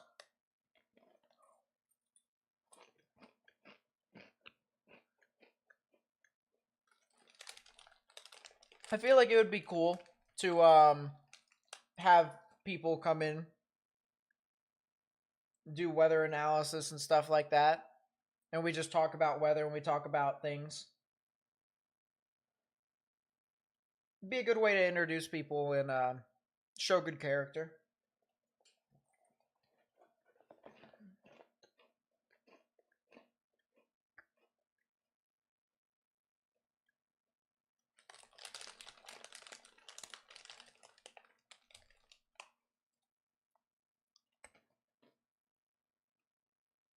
That would be cool if we had Reed, but I doubt we would ever be able to have that. Maybe for a winter event. You can use dual pole radar with winter events. You can use like differential reflectivity / ZDR to help determine snowflake size. And of course, you know, freezing precipitation too.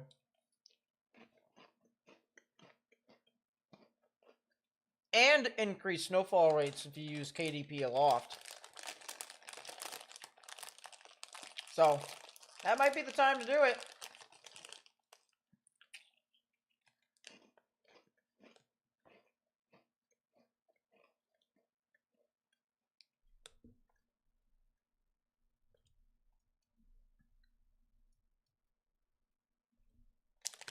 I'm already through my first bag, chat.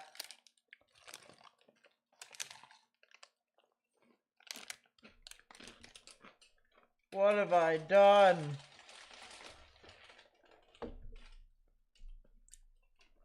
So I also will say, chat, I'm surprised that no one has mentioned this snack bag either. Are you ready? It's another cheese kind. It's another cheese. I will open this box.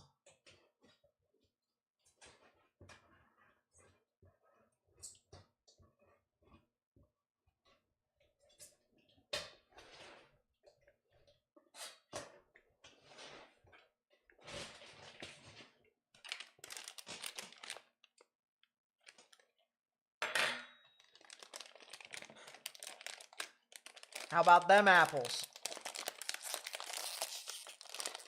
Alright, so I gotta ask, am I crazy, or other people crazy? Or is it just everyone's same? Do people get crackers and cheese and eat them, like, often?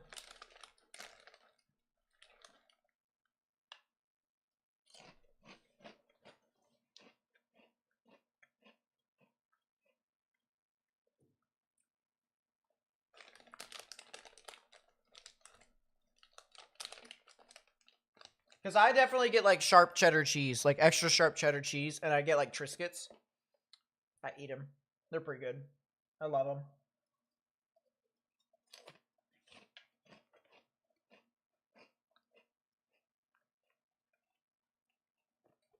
Extra sharp cheese is a personal preference, too. I know some people like other cheese. Extra sharp cheddar. That's just what my family just enjoys.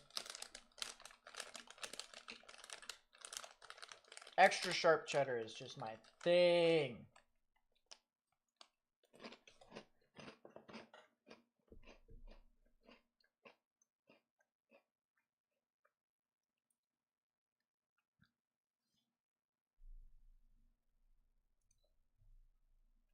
Six minutes until the damage threat considerable severe thunderstorm warning goes away. So we're just kind of sitting here. 7 minutes. 7 minutes all until the next convective outlook. What I'm going to do is I'm going to change our screen up at the top. So that way when it changes, we know.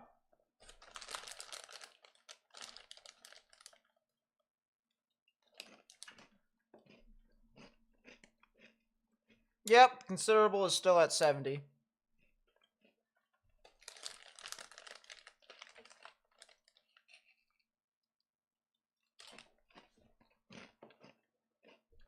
So fun fact, y'all.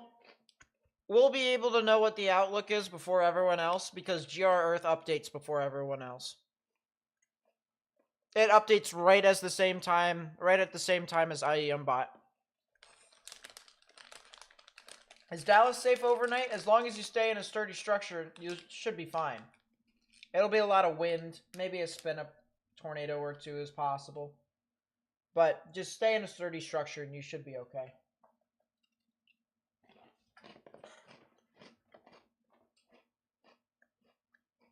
Did I say GR2 and not GR Earth? GR Earth. GR Earth updates before everything else.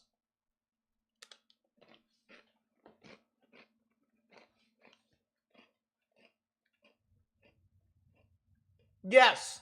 Yes, Zachary. The extra sharp cheddar cheese from Aldi is dope. Good stuff. The extra sharp cheddar from Sam's Club is also pretty good. That's all we pretty much get, to be honest with you. I am also, for whatever reason, and I don't understand, it just tastes so good to me. The yellow sliced American cheese. I just, for whatever reason, stuff from Martin's or the stuff from Walmart, just, or Wise, pretty good.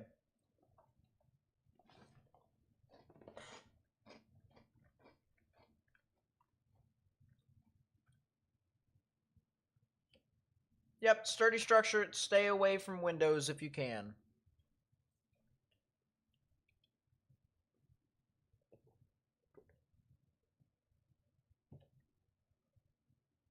Oh, I put that type of American cheese on like my bologna and cheese or ham and cheese sandwiches. You know what? Now I think I'm just gonna as soon as this stream ends, I'm gonna make myself a sandwich. I think Nate likes cheese chat. You know, that might honestly be a really good observation. I will say I'm pretty weird. I have to fully admit. It'll fully like I can eat tacos with like sour cream and lettuce. No tomato, by the way. I hate tomato. I like ketchup. Hate tomato. Goodbye. Done. But when I make my own tacos at home, I've had the ground meat. I make it in a really weird way. I take my ground meat, put it in my taco, whether it's hard shell or soft shell, doesn't matter. And then I put ketchup over the meat, and then I put cheese on, and then I eat it. I'm too lazy to just slice my own lettuce. I'm too lazy. But that's what I do. I'm weird. I fully admit it. Don't have to tell me twice.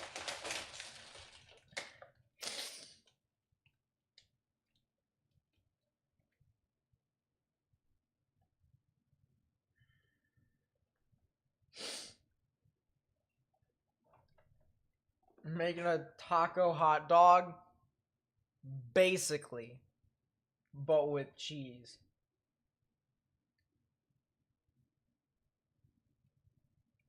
As I said, it tastes pretty good. It tastes pretty good.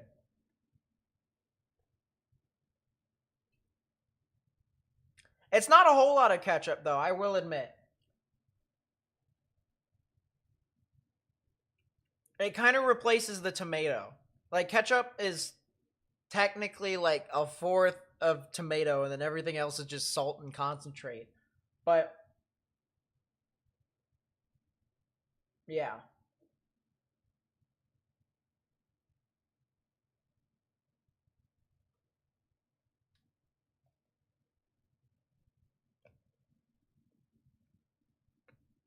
Don't tell Squishy, chat. Don't tell Squishy.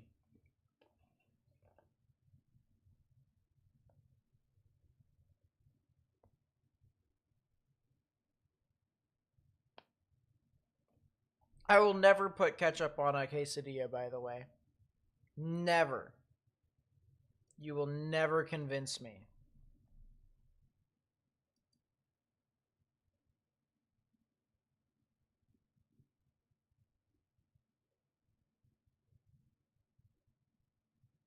It's close enough. It has tomato in it.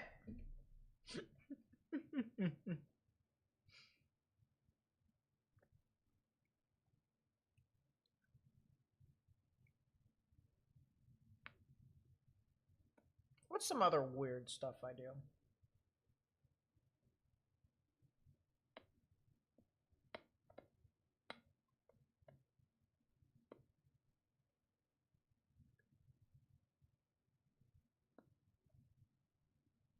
I don't know. You guys probably have more answers to what weird stuff I do than I do.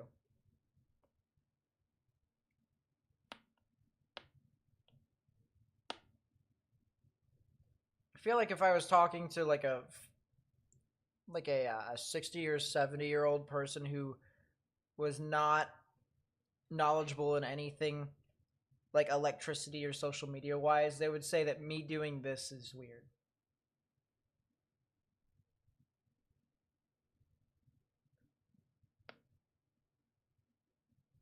Could we possibly see a wind-driven moderate risk for the upcoming outlook? I doubt it. Line is not consolidated enough for it to be that widespread. It is the top of the hour, by the way. They should have the outlook by now, but they don't.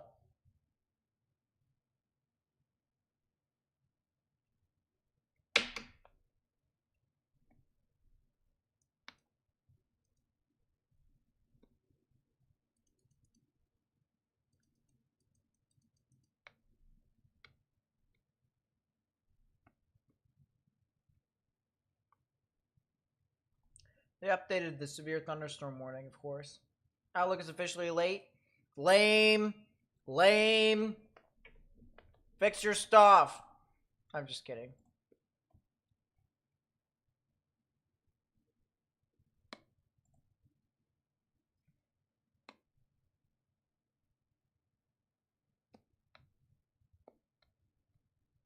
Mmm. Mmm. His hand is broken. Ouch.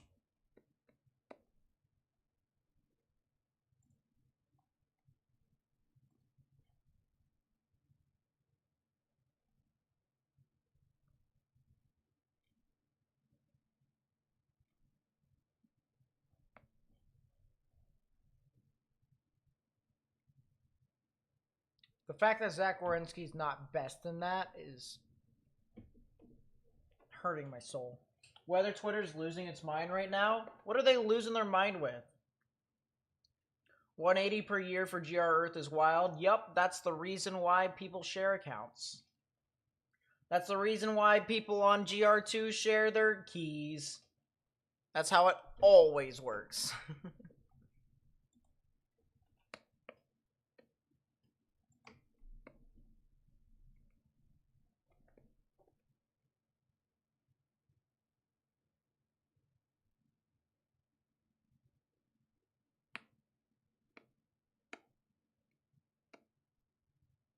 Oh, there it is, chat. There it is. Goodness gracious. They expanded the enhanced down to New Orleans. There's the 10 tour. They did not shave it for Paris, but they extended it to New Orleans. And the Sigris got expanded. Did it get expanded further west, too? No, it's the same.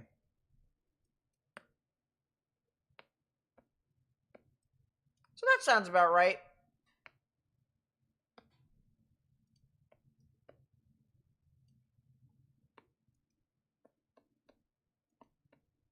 Yeah, that's pretty valid, chat.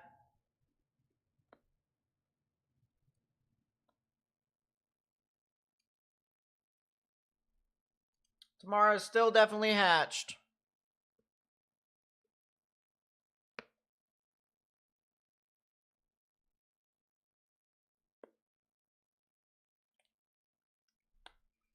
William with the 5. Thank you so much. I really do appreciate it.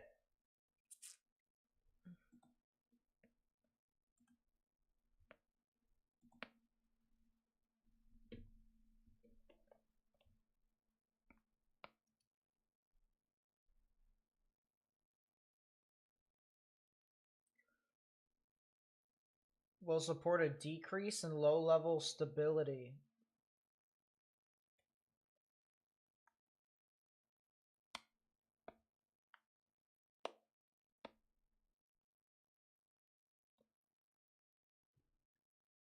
So basically, they said it's conditional. Gotcha.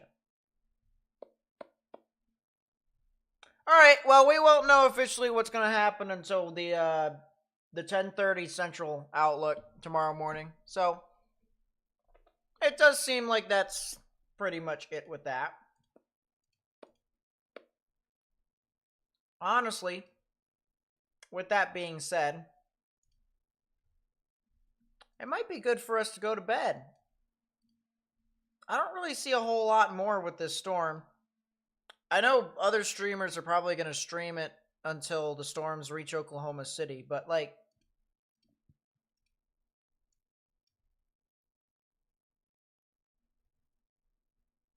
I don't really see a whole lot more with this. Like, the whole beginning of the event was supposed to be stuff. Now, I will say, in 3 to 4 hours, it could start to ramp back up again. But that's basically it.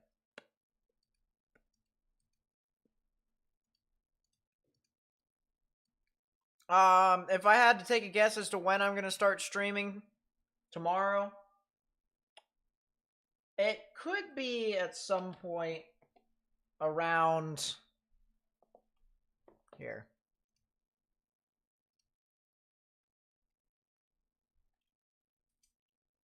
What do I keep on?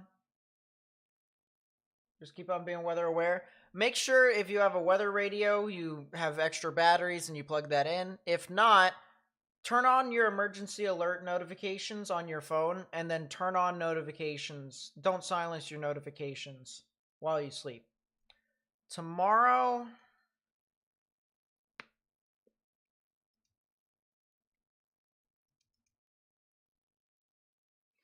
don't be surprised if we go live early. It could be live in the morning. It's possible.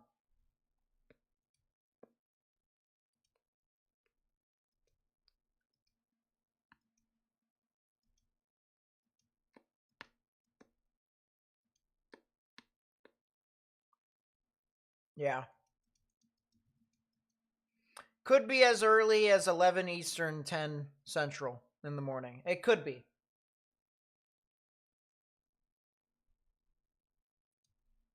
True, Tavo. Though we are probably going to bed.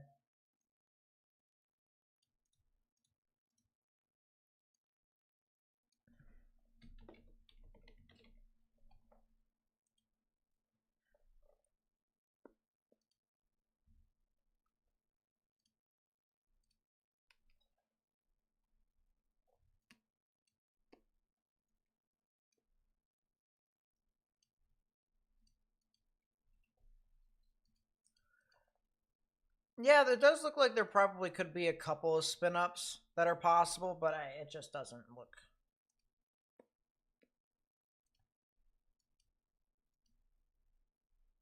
Still has that outflow boundary out in front. We should be good here tonight, chat. What'd you miss? Not too much, Kigglers. Gonna be honest with you. Maybe a couple spin-ups. That's it.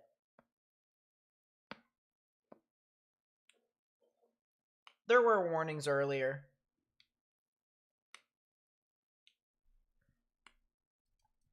Alright, chat. Once again, I want to advise you all that we probably could have 2 different live streams tomorrow, meaning that we could be live streaming longer than 12 hours. So the first live stream might, be 11 hours and 50 minutes, and then the next one might be another 6 hours. Who knows? We'll have to see. But we're going to be covering it for a pretty long time tomorrow. So just make sure you have your notifications on. If you're subscribed, hit that notification bell, because there is definitely the chance for some strong tornadoes tomorrow. Of course, if you haven't already, hit that thumbs up button down below. I really appreciate you guys. I really do.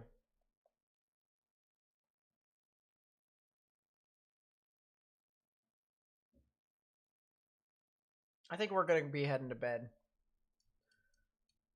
We've been live for 3 hours and 40 minutes. It's a good bit of time. It's not bad. Not bad at all.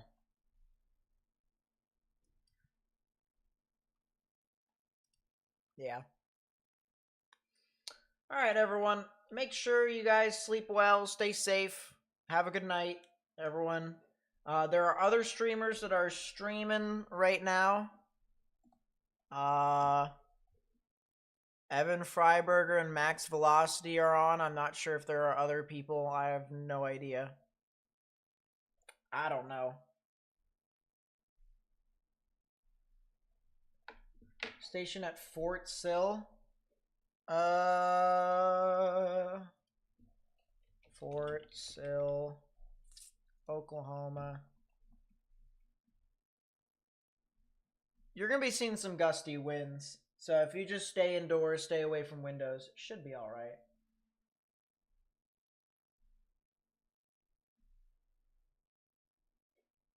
What can O'Fallon, Missouri expect for tomorrow? Not too much, if I remember correctly. Yeah, it wouldn't be a whole lot. So. Okay, sleepy time. Everyone can go to bed, unless if you want to watch more weather stuff, go to some of these other channels. But I'm not too concerned about a whole lot of this stuff.